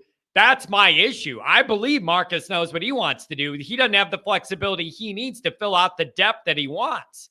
So I know Marcus knows. I need the school to know. If you're going to make it where almost nobody can get in here as an undergraduate, we are going to be severely hampered. There's no way around that.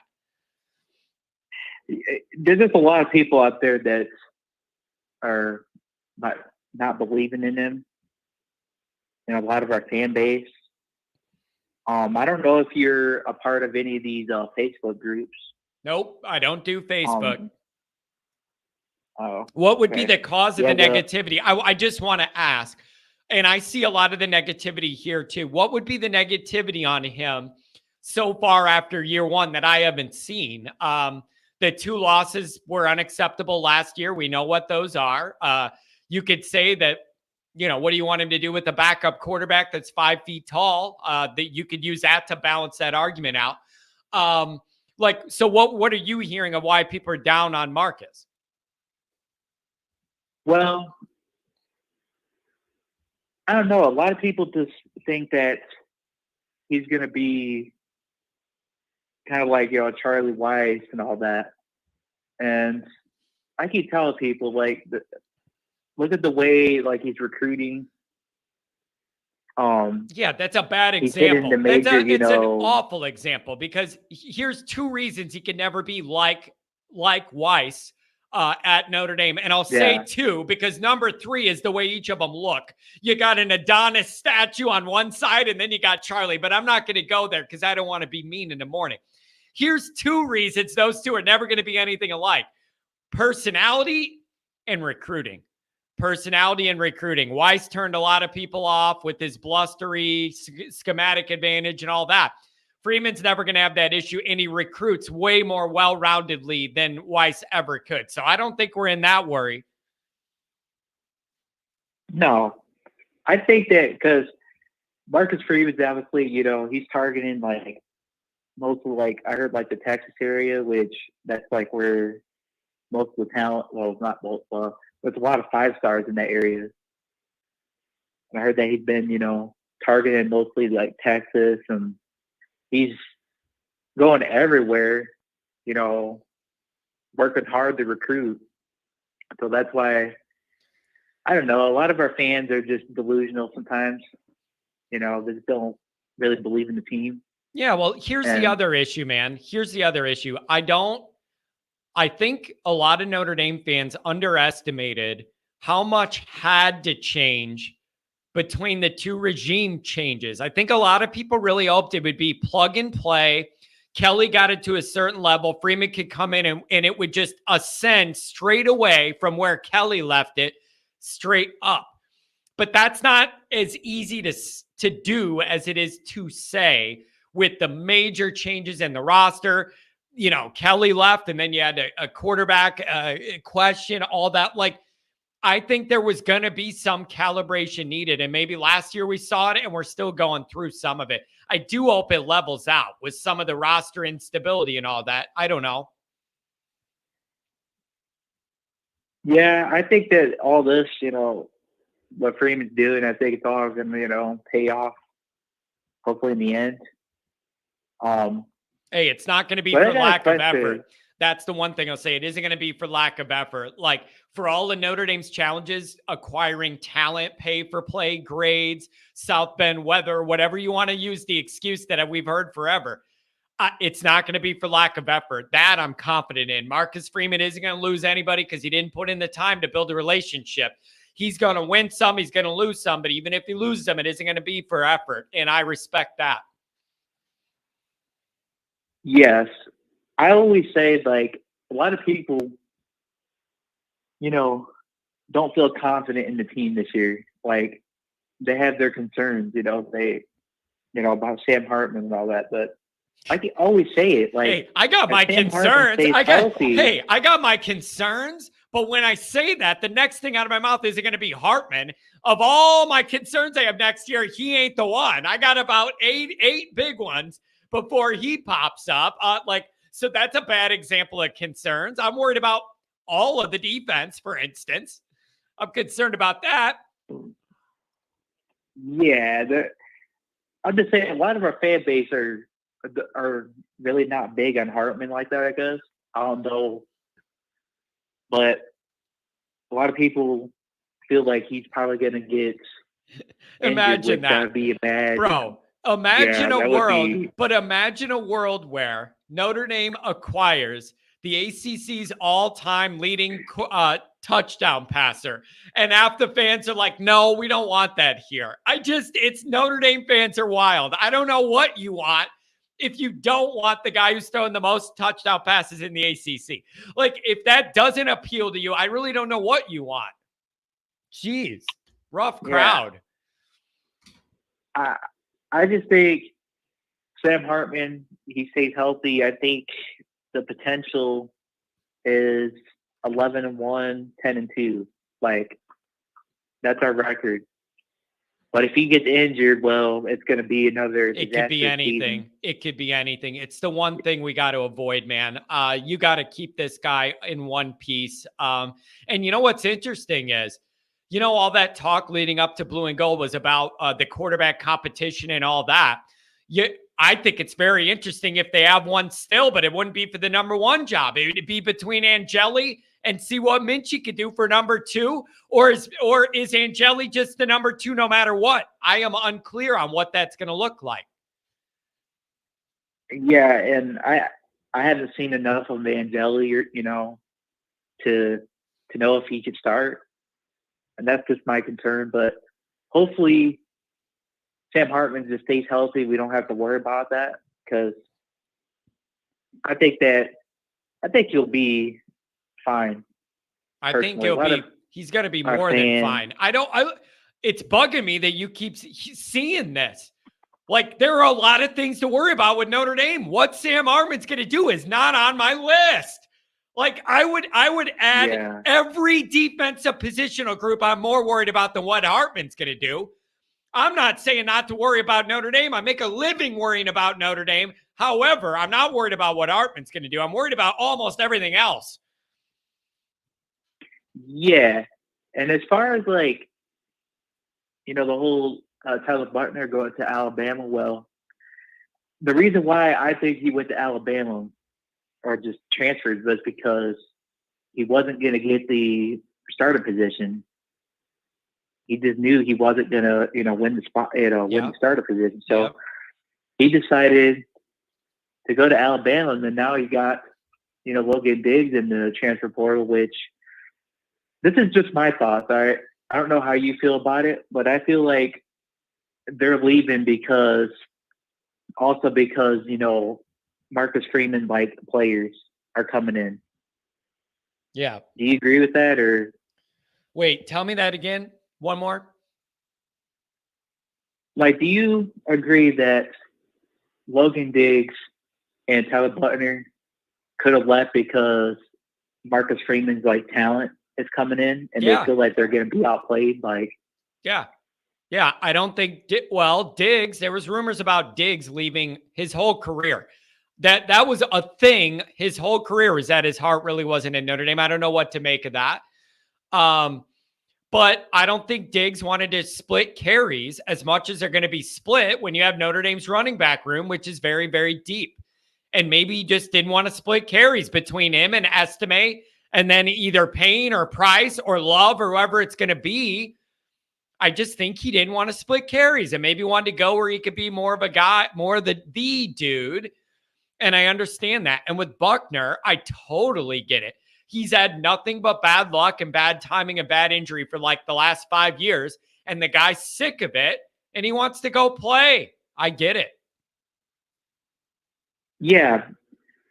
I'm just I'm not saying this is true or anything, but I just feel like the other reason why they've left is because, Marcus Freeman, his talent is rolling in. Yeah, that's a part of it.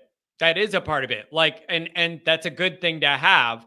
We just don't notice it yet. That's what I've been trying to tell people is not all of these moves are the negatives that you think they are, because your gut reaction is to cringe when you see a Notre Dame player who you've seen play on Saturday and then they leave. I'm just telling you, big picture, it's not all as negative as you think. There are reasons for these things. And some of the reasons might be some of these guys know their playing time's about to go down and it isn't going to go back up. That's progress for Notre Dame, even though it looks like a negative in the short term. Yes. And so I don't know.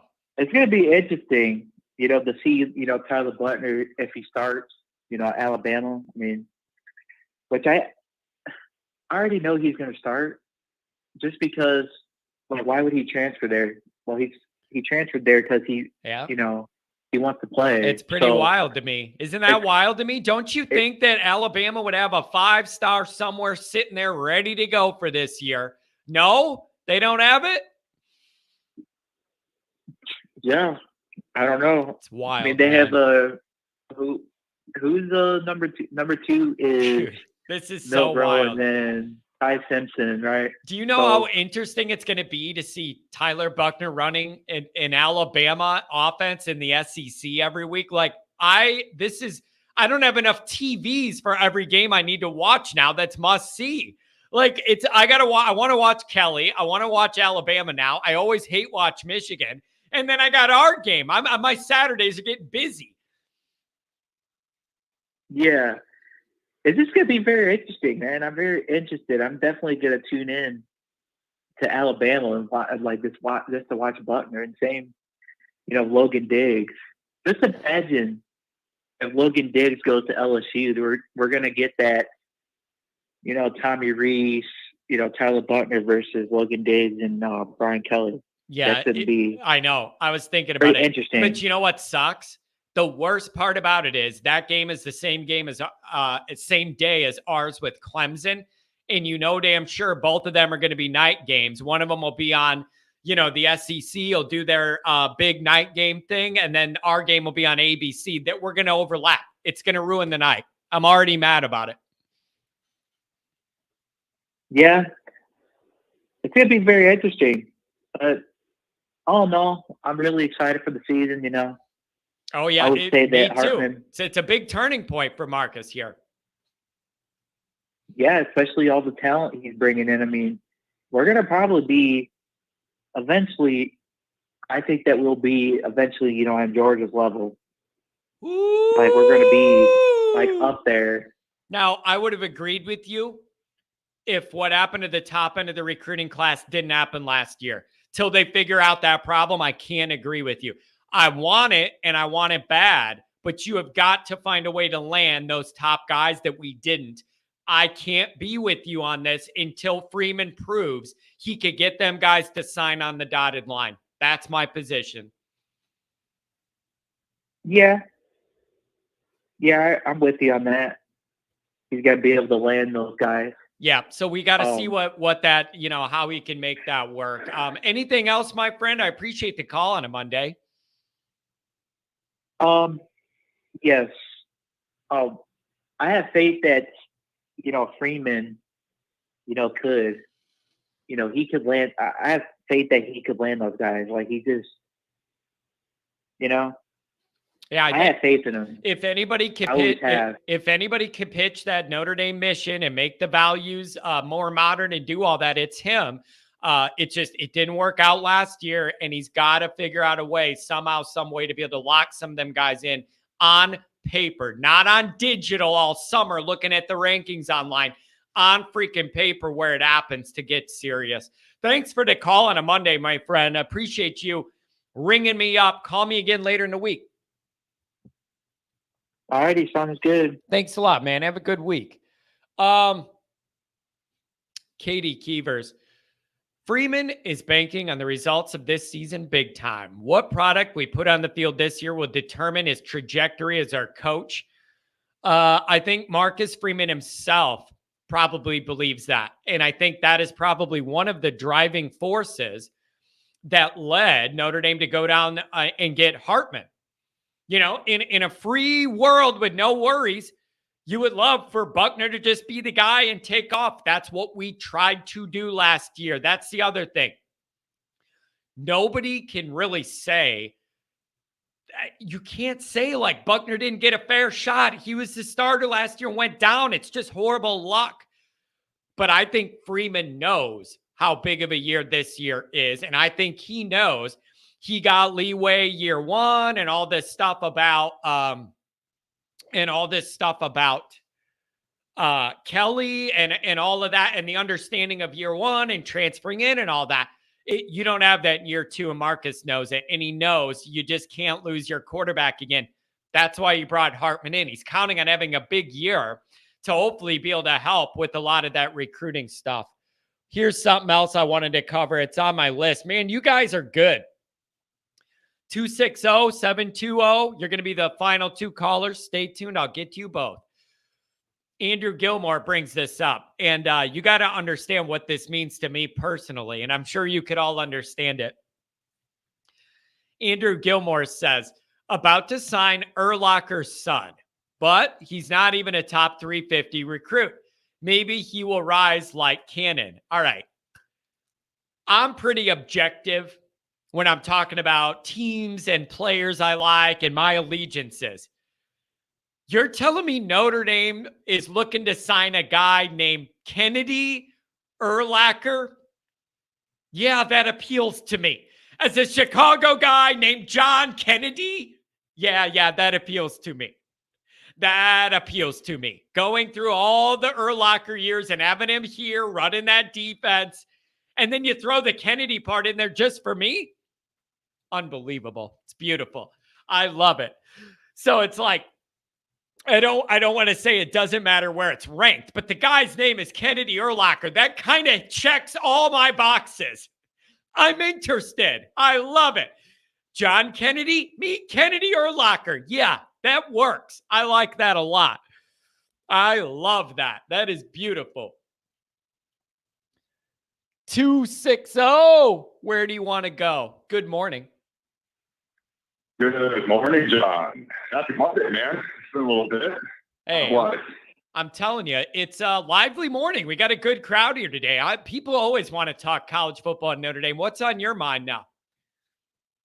I mean, first, man, the chat, the last couple of Friday, Saturday, even today, it's been lively, which is great. Always love this kind of, feeling the temperature of the room, if you will. I'll throw my thoughts in there here and there. Sure. Friday was fantastic. I mean, people were just jumping off the ledge, which I always find hilarious, especially at this time of year. Hey, it's like listen. This person leads and that. Am I not a professional ledge jumper? It's kind of what I'm good at. Like I might be the head lead. I might be the head jumper. I don't know. People always say I overreact, but I just get emotional with everything. Good, bad, in the middle. I just animate. Maybe I'm a part of the problem. You guys, you're taking the chat with you, man. Like I thought Friday, like this was going to be the end. It's like, my goodness, people transfer out to go to a different school, people that aren't even playing. Yeah, other than Diggs. We're going to be fine. What are we doing here? We're going to be fine with that. We're going to be fine with that. But what do you make of it philosophically? Like, all right, here's where I want to start with you. I know you like thinking about these things. Over half of that 21 class is now gone. And that also lines up with the delineation point of the two regimes overlapping and one to the next. Some attrition is going to be natural every year. It wouldn't surprise me if it was increased with this regime change. This is some of what happens, is that you lose guys and gain guys with the new vision and the new coaching staff, and they want to do things a different way. And maybe it takes them a year to figure it out. I am not freaking out over this. Am I being naive? What do you think? Here's my feeling. We are in the age of the transfer portal and NIL. People are going to leave. I mean, if you thought that poaching players was a thing before this came about, NIL and transfer portal, it was. And now you're just seeing what's already, been going behind the scenes for years playing out in the open.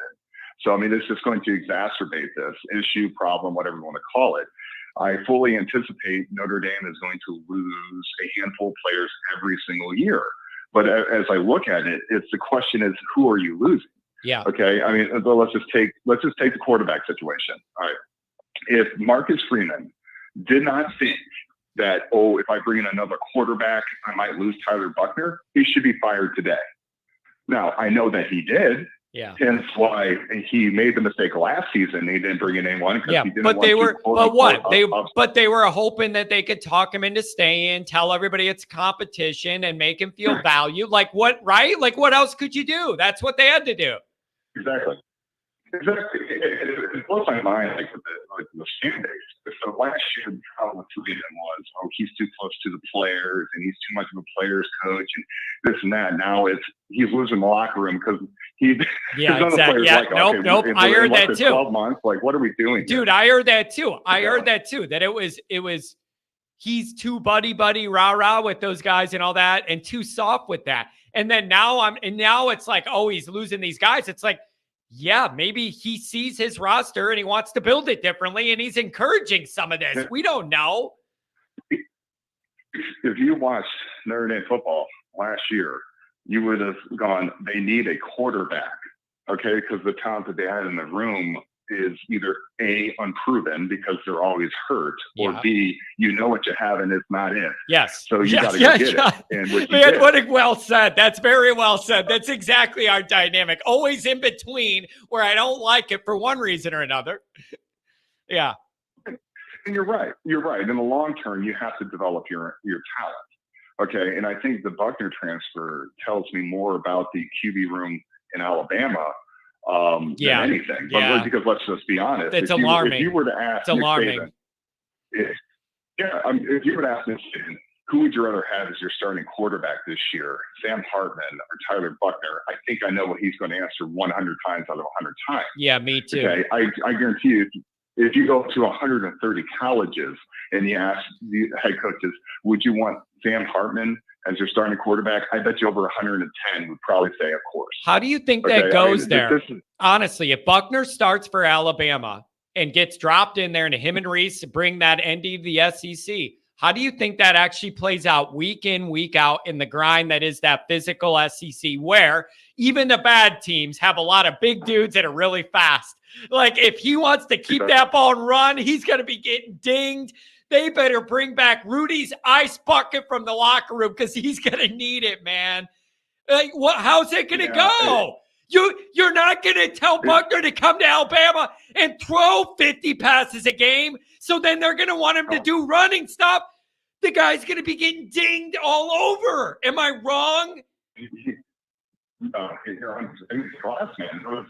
In essence, one of his problems is he can't stay healthy. Can they run the ball? Can they run the ball? Can they be in a position where they have a big offensive line and he could be limited to where he could just hand it off and not have to do all? Like, I don't know enough about their setup for what they're going to have to ask him to do. I don't know either, but let me put it this way. I've seen it before in the SEC where you could take a linebacker / fullback and make him a Heisman Trophy winner as in Tim Tebow, because that dude is not a quarterback, but you get enough skilled athletes around him in an offensive line that can block for 10 seconds to play, then you can cause some damage. And I can tell you right now that Alabama definitely has the skill sets that is needed. Just imagine, like, college football never ceases to amaze me. Like, the older you get, you think, man, I've seen a lot of wild stuff in this game. And now we're looking at Brian Kelly and LSU against Tommy Reese and Buckner in Alabama. It is wild, man. Like, it is. I would never, ever dream that in a million years that would be the dynamic. It's just, I'm having a hard time making it compute. It's wild, isn't it? I mean, it is always an adventure, especially when it comes to Notre Dame football. Hey, all right, I got to ask you this. You're going to have an opinion, and I might not like the answer, but it's a real question, and I like the way you think, so I got to ask you. How do you think Notre Dame needs to navigate the transfer portal and all that moving forward to be able to stay competitive, but also always maintain our values and integrity in the things we value? I think one of the biggest things they could do is find more avenues for undergraduate guys to be able to get in and make that work. That would help a lot. What do you make of this dynamic? Because I can't have Notre Dame falling so far behind in that we can't keep up. Yeah, I agree with you in that sense. I mean, I kind of resign myself to the fact that Notre Dame is not going to have sign-on bonuses or, here's $1 million, come to Notre Dame to play. I don't think that will ever be a thing. Yeah. And as long as NIL is ran by the NCAA, I don't see that going away. So they have to take advantage of the transfer portal. But that's where we're getting stuck because I don't see an easy answer. And here's what upsets me about the beginning of the Freeman era. A lot of the things that I am most worried about, I don't feel Marcus can just go in the other room and fix. Like, problems that are fixable from the people we have doing better makes sense. Marcus can't fix that problem with undergraduate credits not transferring and recruiting your ass off for a year and then the guy leaves 10 minutes. You got to do that. You got to develop. You got to bring in people that can develop the talent, which I think Notre Dame has been lacking severely, especially in key positions such as QB and wide receiver. So you got to develop it in-house. Yep. Okay. But so now transfer-wise, you got to, I don't know, man, this is the problem with Notre Dame because they sell it for 40, where you're going to get this degree from Notre Dame that's worth so much. to you, which is legit. I'm not knocking that, but okay, how do you sell that to somebody that's been in school for 2 years and only looking to play maybe 2 more years? You know what I mean? So, but dude, I would be like, difficult. seriously, I love Notre Dame with all my heart. I would have no interest in playing or coaching anywhere else. But the 4 for 40 is so funny. It's like, hey man, 4 for 40. If I was like a good player, I'd be like 4 for 40. How about 1 for fun? Give me $3 million and we'll figure it out after that, baby. Like the 4 for 40 only works for a guy on a certain track with a good family, good coaching staff, like that gets it, the big picture, all that structure. The 4 for 40 usually only works with people that are starting in a pretty good, stable spot. Like there's a lot of ways that's tough, man. And money's number one. Oh, 100%. I mean, let's be honest. If you ask, I would wager 90% of freshman college students across the U.S. have no idea what the hell they're going to school for. You know, they have no major determined. They have no idea what the hell they're doing there, other than they were told that, oh, you have to go get a degree. Okay, so yeah, the 4 for 40 is, in my mind, is kind of losing the luster as it once held in modern day society. I agree with you 100%, as well as most of these majors aren't worth the piece of paper that they're written on. You know, so having said that, that's the problem with that. Notre Dame's going to be hampered 2 ways with this. Is they don't buy players right out of high school, which I wouldn't want them to do. Yeah. And then the transfer portal with that on graduate transfer, I don't know how they're going to navigate that. Yeah. They're either going to have to hit that aura, or it's that 4 for 40 aura, and start maybe silencing that, you know, if they really, you know what I mean, where they're not pushing it as hardcore. Yeah, I get you know, it. But I don't know how you do it. I think the answer is that you got to recruit these people right out of school. Yeah, but the problem is people that are bought in. Man, but the problem is your margin for error. I've been thinking about this all weekend, man. I'm glad we're having this discussion. The problem is it all becomes like a margin of error type calculation then. And when Notre Dame has a smaller net to cast for recruits to begin with, and then less options in the transfer portal and all that, and can't play some of the aggressive NIL games, what all that does is your margin for error gets smaller and smaller. To miss on your evaluations and recruits bomb out. You smaller window to accommodate for that and go get a backup from somewhere. Like Notre Dame just has to be better and more precise with everything they do to be able to compensate for this. That's how I look at it. It's a margin for error thing. We don't have that flex, so we got to be better at recruiting, evaluation, and development of the guys in our building, and then use 100%. Those 4 or 5 spots on the top to really get what you can get, and then you get cooking. But you are right. The engine to all that is elite recruiting as high schoolers to begin with. Then you just said it. You got to get somebody that can, you know, analyze his talent before it gets to the university. You know, understand the system and what you're playing in. Understand the type of high schools that develop the type of players that you're looking for, and then go get them. Then have coaches that can develop that talent. You know, I know you and I've had this conversation before. It's like, as you look at your position coaches, what would you rather have, a great recruiter or a great developer of talent? I think you have to have a balance. I think some positions you have to have a great developer of talent than a great recruiter, especially if your head coach is a great recruiter himself, which I think Marcus Freeman is. So, I mean, I look at it this way. I don't see them changing anything on the front end of NIL. I don't see them doing a whole lot in the undergraduate transfer portal. So they have to get coaches here that can develop this talent that they're bringing in. Yeah, it makes perfect sense. You got to be extra precise. Nobody said it was easier. Nobody wants it to be easier. The idea is that it's hard and we find a way to succeed in the middle of it. You know, that's what I want. Anything else, my friend? I really love it when you call. You always have some good things to analyze. Yeah, man. I mean, it's. I guess the last point I would make is, you know, with the Diggs transfer as well as the Styles transfer, it is what it is. Diggs. I mean, if I was him, I'm going to look for 20+ carries a game.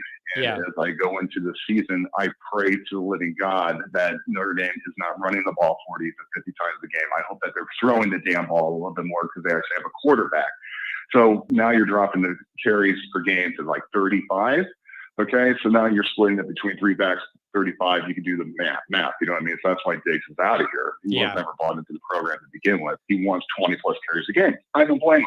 It ain't going to happen because we're going to throw the damn ball. And by the way, I hope that we do, and I hope that for once in my life we're scoring 38 points a game, because that is what it's going to take to actually get to the playoffs and actually compete in the playoffs. So there's my final thoughts, Johnny boy. It was great talking to you. Thank you for having me. Thank you. Thanks on a Monday morning. You always drop good stuff in here, man. Feel free whenever. Of course. I do want to, just last thing is I really enjoyed that conversation with your dad. As well as your mom on Saturday. That was a great conversation. That kind of conversation I enjoy. Yeah, you know what, man? That's an interesting thing there. Just because now people, I feel like they know me so well. It's just interesting, I think, to get an insight of how this all came about. And now people got a little more insight. And my parents are great, so I want them to be a part of it. And they are proud of this, that this has grown, and that we have this extended group of close people with this common love. That's what it's all about, man. Thanks for being a part of it. Love it, John. Appreciate it. Appreciate all you do. God bless. Have a good one, man. Happy Monday. All right, we're going to have one more caller, 720. You're going to be it right after I read this chat. I have a question. Let's say Buckner starts at Bama and plays really well. What's that say about ND? This is the most interesting question I think that could be posed, because let's think about it. If he starts at Bama and plays really well, what does that say about ND? Well, if you wanted to argue that the quarterback coach and the offensive coordinator, what was he doing in Notre Dame that he wasn't doing in Alabama? You don't really have that, because it's the same damn guy. Reese was supposed to be the quarterback developer and the OC, and now he's there. So you can't really compare that coaching and all that. And if he plays really well, here's the other issue we're going to have. Is even if Buckner lights it up with that Alabama offense, you know that I am going to say, well, if Buckner had 9 5-star guys in every class all around him at Notre Dame, he might have been better too. Like, forget Reese. Just look at the talent. That's going to be the philosophical issue I'm going to have to debate. If he does really good, it's going to be, see, John, whatever. It's a Notre Dame thing. It might just be the overall talent. And that is a Notre Dame thing, but not for the reasons you're saying. If you're going to surround the guy with 5 stars everywhere, the production should be higher. He didn't have that in Notre Dame. So it's harder. Like, I don't know. And also, if he plays really well, that doesn't mean Notre Dame made a mistake by going and getting Hartman. It was a relatively sure thing at a certain level. They absolutely could not afford to be in the position they were in last year. I say this every time. Even when Buckner was going into last year pre-injury, you still had no idea what the hell you were going to get. Like, it's so funny to me that the whole year last year was based on an unknown staying healthy. That's how far behind Notre Dame is with quarterbacks, you guys. That all of last year's success depending on a guy we've never seen do it before be healthy. That's how far behind we are. It ain't even the real world how far behind we are in that area. And it's like, you're asking what it says about Notre Dame. I'm going to also ask what it says about Alabama, because something's going wrong with their recruiting and development. If they are in a position where they need Notre Dame's backup to start, I'm asking a lot of what's going on there, just like I am what's going on here. 720. Hey. Hello. John, Brandon DeSanti out in Colorado. How are you? I'm doing well, my friend. What's on your mind today? Kind of a lively morning show. A lot of people joined us. Where's your mind at? I love it. And I've called in before. You know, I played college football, and I coach in one of the better programs in Colorado, high school, say whatever. But here, I'm going to take a really unpopular opinion. And this is not indicative of their character, but the best thing that happened for Notre Dame, and you fans need to get this through your head, is Tommy Reese left and Tyler Buckner left. And I'm going to tell you why. Okay. Tyler Buckner played in one of the worst leagues in California and had a great year. He didn't play his senior year. He wasn't developed. And in that South Carolina game, that was a depleted South Carolina team. He threw 3 interceptions in. I don't care you had 5 total touchdowns. You had a great supporting cast. You had a left tackle and a right tackle that are probably first-round draft picks.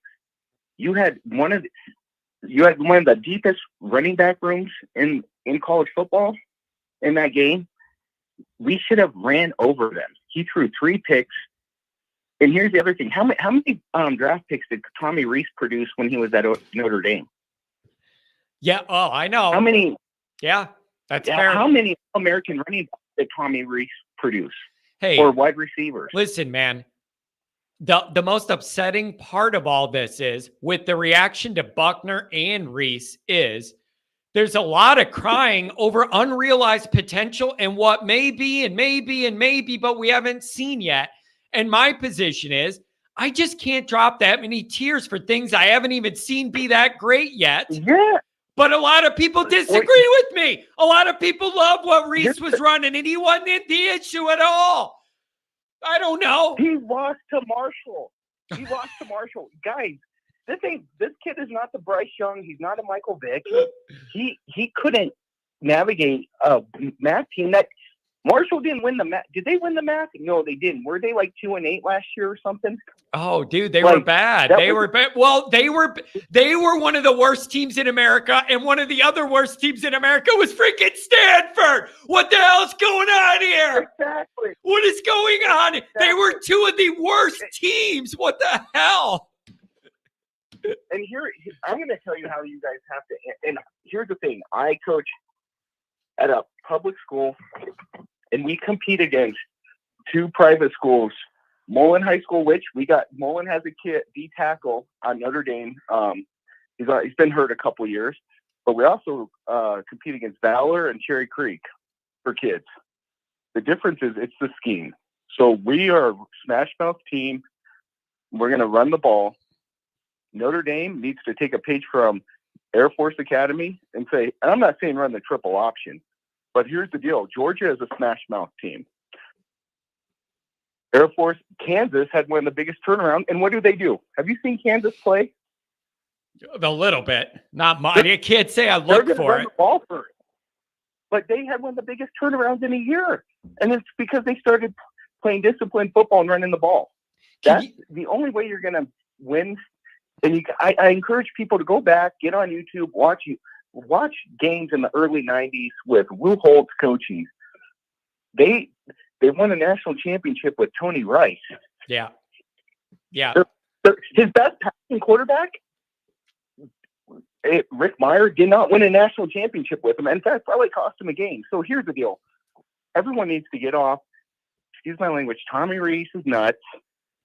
He's not this. I think he's exposed. And I think Alabama, hate to say this, there's some risk here. There's some major risk here, exposure-wise. You might be putting Saban into early retirement if this goes south. There's a lot of risk here, dude. Right now, there is. Right now, they're the 3rd best team in that conference, maybe 4th, maybe 5th, because they're not going to beat Georgia. I hope Tyler Buckner plays against them. They're not beating LSU, and they're just not. They're not going to beat those 2 teams. And Auburn might get them. And Florida might get them. And Florida's bad. And even South Carolina might get them. Tyler Buckner's the quarterback. It is going to be really interesting. But, dude, those people are not open to this. Like, this is not cushy Notre Dame where even if it goes bad, he's our guy and we love him even though the results aren't good. You don't get that flex at Alabama. If that offense looks rough to start the year, Tommy boy, it's going to be trouble. Here's the other thing. When Alabama was just dominating national championships, I'm talking the Derrick Henry years. Yeah. What were they putting in the NFL consistently? First round. And they still do, but not quite as much. The drop-off's been there. O-linemen, D-linemen, and running backs. Yeah. Yep. I mean, it's pretty simple. And that's the problem. You know what? With the 2 left tackles we have, and you got kids as talented as Billy Schleis or whatever, Schleis, and then Rocco Spindler competing for the starting job. Logan Diggs, and I like Logan Diggs, but I love Estimate, and I love the other three backs we got in there. Logan Diggs looked at the writing on the wall and was like, here's the deal. Audrick's the best running back in probably the Kelly era. Can you imagine? Let me blow your mind real fast. Notre Dame fans. Yeah, check this out. I'm going to paint you a scenario here. It's going to be exciting. I know. Can you imagine a world where Notre Dame has a good power run game with a reliable offensive line, a good stable of backs that all have overlapping traits and then bring their own little twist to it as well? Could you imagine if Notre Dame had that and the ability to throw the ball around and maybe stretch a defense or maybe go up tempo with some passing here and some strikes over the middle and stride with some running room in front of them? And you could run the ball, still use your tight ends. Could you imagine what that would look like? I'm begging to see it just once. Be able to do both, baby, just for once. That's exactly it. And here's the other thing. I know you're worried about the defense, and I am too, but how do you help out a defense? You have your offense, keep the ball longer and score more points. That's how. Yes. Yeah. And then it doesn't matter. Even if they physically regress, if they're on the bench and we're eating up 8 minutes of clock, they can't do me any damage. That helps the defense without them even doing a damn thing. I'm telling you right now, this is with Hartman, what I saw the other day in the spring game, it was like, and you know what? I saw enough as a coach. I bet Marcus Freeman, they went back and watched that tape and watched that kid's demeanor and said, this dude ain't a winner. He's not. Like, I look in his eyes. I want a cowboy. I want the gunslinger. I want the Brett, and not Brett Favre personality as a person. Yeah. But I like that personality, like Joe Montana. Like, I'm going to go out and swing it. If I throw a pick, I throw a pick. But you know what? I'm the best guy out here for the job. John Elway, Buckner doesn't have it. He's soft, and you guys got to get over these. He got a 4-star, and I'll tell you this right now. There's more guys that are 2-3 stars in the NFL than 4 and 5 stars. That's a fact. Yeah, I don't know, man. This is all it's getting tricky, but there's a path for Notre Dame. There is a path for Notre Dame, but I just think they got to get a little more modern where they can. And then also underpinning all of that is that relentless effort in everything Freeman does with recruiting and all. Like, that has to never end. And then you got to find a way to get a little more modern in all these areas. NIL somehow, the transfer thing somehow, refine your recruiting operations so you're not getting nailed in the 11th hour. Like, it doesn't have to be extreme, but if they can improve in a lot of that, I think you could be okay. What do you think? I think so too. But here's the thing. It's going to be, you're going to just lose kids no matter what to the portal. You're losing kids to the portal usually for a reason, right? They weren't playing enough. They didn't fit well. Yeah. It's not the worst thing to lose to the portal. Now, what I would love to see is Notre Dame in recruiting overcompensate for that. Say, hey, we're going to lose a couple kids. We might get 1 or 2 in the portal. It's not the big thing. But if we start developing them, we should be plug and play. And obviously you're going to lose if you lose a special kid, that's one thing. But we need servable kids that are not everyone that plays at Georgia is going to the NFL that started.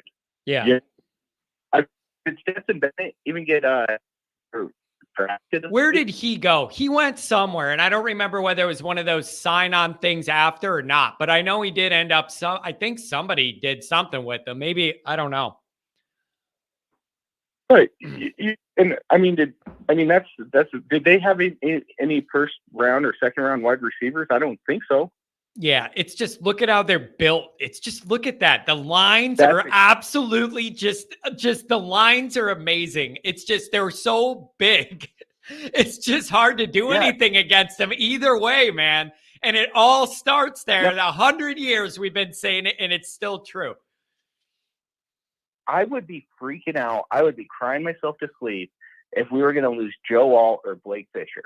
Yeah. Like, I'd be like, we're done. Yeah. But those are in where Notre Dame, I think, is going to get better is they need a couple big D tackles, and we're soft there, but we're playing. The defense hasn't lost us games. It's been the scheme a little bit, but you know what? You guys seriously go back and think about what Tommy Rees has done, and everyone's like, "Oh, he's this quarterback guru, blah blah blah. He's this great offensive mind." Well, you know what? I don't care what people say about me, and I care about wins, and then I like to see my kids with rewards. That tells me, like, if I got the leading rusher, the leading receiver as a coordinator, I'm happy. They could be like, hey, DeSandy's he's a boring play caller, but you know what? We're smashing you in the mouth, and we're I can't. I'm trying not to cuss because this is a family-friendly show, and I really. It wasn't late Saturday night, but it is at 9 a.m. on a Monday. Yeah, big difference. Yeah. But no, we're cashing checks and kissing chicks, baby. Yeah, and yeah. That's there like, you go. The ball. And here's the thing: once we start playing big boy football again, like we did with Lou Holtz, and that's what Marcus sees. The soft ass Lorenzo Styles, get out of here. Logan Diggs, I really liked his running back, but Logan looked in the room and said, I'm not the power back Estime is, and Love and Payne and what's the other kid they just moved to slot? Yeah, Tyree. They're the change of pace. Yeah. Audric Estime. Dude, I can't freak out over guys that are not the frontline starters. All these guys are in risk of having reduced playing time or roles. And I don't understand how nobody's capable of looking at that as maybe it makes you feel bad when you read the headline on the internet. But then if you really think about the functionality of what's going on behind it, it actually might end up making sense and signify something you want. That is the struggle I can't get people to wrap their minds around right now. And last point, I'll let you go. Great show. Thank you. We always tell our kids, hey, we'll take 11 kids that want to play over here that truly are invested in this program and themselves and getting better than 30 kids that are out for themselves thinking that they're the shit or whatever. Yeah. And we got 4 kids. We got one that's a borderline D1 kid, and we're a small school, but we got 3 others that are definitely going Division II. So, and we had a kid sign at Air Force last year, and we're a school of 500 kids. So when you factor what we compete against, I understand. I'm not saying I'm anything, but I understand Notre Dame's struggle to a degree, and I think Marcus has got it figured out. I think people need to just give him time. I will always credit Kelly did a great job of building some good foundational pieces. Yeah, and Kelly's I don't like him personally. He's a great coach at LSU. It's a perfect fit. It's the absolute perfect fit for a guy who wants to operate and build a team the way Kelly does. It's a perfect fit. He did a great job getting there. Yeah. The 200-mile recruiting radius, you're going to get half the guys want to go to LSU no matter who the coach is. Like, there's all the benefits. He's not tied down by the academic. It's great for Kelly. He did really good on the exit. He did. So, and I'm going to say this. Kelly's a great coach, but a guy like Lou Holtz is once in a generational. He is. Yeah. And I think I'm hoping that that's what Marcus Freeman is. And that's what Notre Dame really, really needs is that once in a generation. And you know what there is? It gives you that little extra, man, that little Notre Dame magic that only a certain coach has. And it feels like, man, the ghost of Rockne and Leahy and era. They only let that come out and show if they know that the coach there really is into it for the right reasons. And no, it's not about them and their ego, but about bigger things than that. And Lou had that feeling. And I feel like Marcus is the only guy in between that I think has it too. And I'm with you on that. I like that. Yeah. I like that. I feel that too. I feel that there's a little different energy. Like he really gets it. He's one of us. It's not about his ego. It's about that lady on the dome. I feel like this guy gets it. What is Notre Dame for? It's a Catholic school. And you know what? I don't want to pay for kids. I'd rather go 0-12 and know that we stuck by our morals and principles. And that sucks. I'm not saying. Oh, it's frustrating every damn day. Trust me. But everyone in the society is in love with money and the wrong things. we got to stick to our principles as men and hold people accountable. And like, that's what Notre Dame's trying to do. That's what Marcus is trying to do. And he's teaching, that's a life lesson that you can't put a price tag on that. And so people like, oh, we pay these kids. No, screw that. Most of those kids go broke. They're not going to spend money, right? If I won that, if I got paid $1 million when I was in college, I'd have a Lamborghini, a huge tax debt. Yeah, it'd be bad. It'd be bad. And and you would have a newfound coke addiction and a bunch of new girlfriends every week. That's how it'd go. Probably 4 babies. Oh yeah, you wouldn't there'd be a lot going on. I could get myself in real trouble. At that maturity level with that kind of dough. Hey, I got to tell you, man, I really appreciated this. This was a really good phone call. I want you to call whenever you can. You have good insight. Thank you, man. Hey, you guys, I love your show. Love this community. Guys, keep your heads up. Notre Dame is more than just football. And I know that's hard. Like, trust me, I like to win too. Go Green Mountain football. Love you guys. Be good. There you go. Thanks, Brandon. Call again. Really good call, my friend. Thank you. Have a good week. Man, we had some good callers. What did I just hit? I hit something. I don't know what it was. All right, folks. That's going to be it. I don't know. 2.5 hours sounds good to me. Start my day talking Notre Dame with you folks is beautiful. I mean, there's nothing I'd rather do, man. I just might have to start going live at night sometimes just when I'm bored, not even a main topic, and just fire it up and put on Twitter. I'm going live. Let's just talk about whatever and just BS. I don't care. This is fun. And you know what else I've noticed? Even in the off season, this core here on the call-in show is growing. We seem to be getting more and more of like a core that's there every time, and then we're branching off from that. Every week, we seem to find some new people who are like, I've just found you, and this is a cool environment. Like, I think we're on to something here with the vibe of all this and all of us being together and all that. So I love it, and none of it exists without you guys. So thanks for being here. Stay tuned for the potential commitment later on. Video coming out about the red. I got a couple other things. It's going to be a really fun week. Hit subscribe if you haven't yet. Give the video a thumbs up on your way out. Everybody have a really good, safe Monday. And we'll talk to you soon. I'll have a short for you tonight. Stay tuned. Have a good one.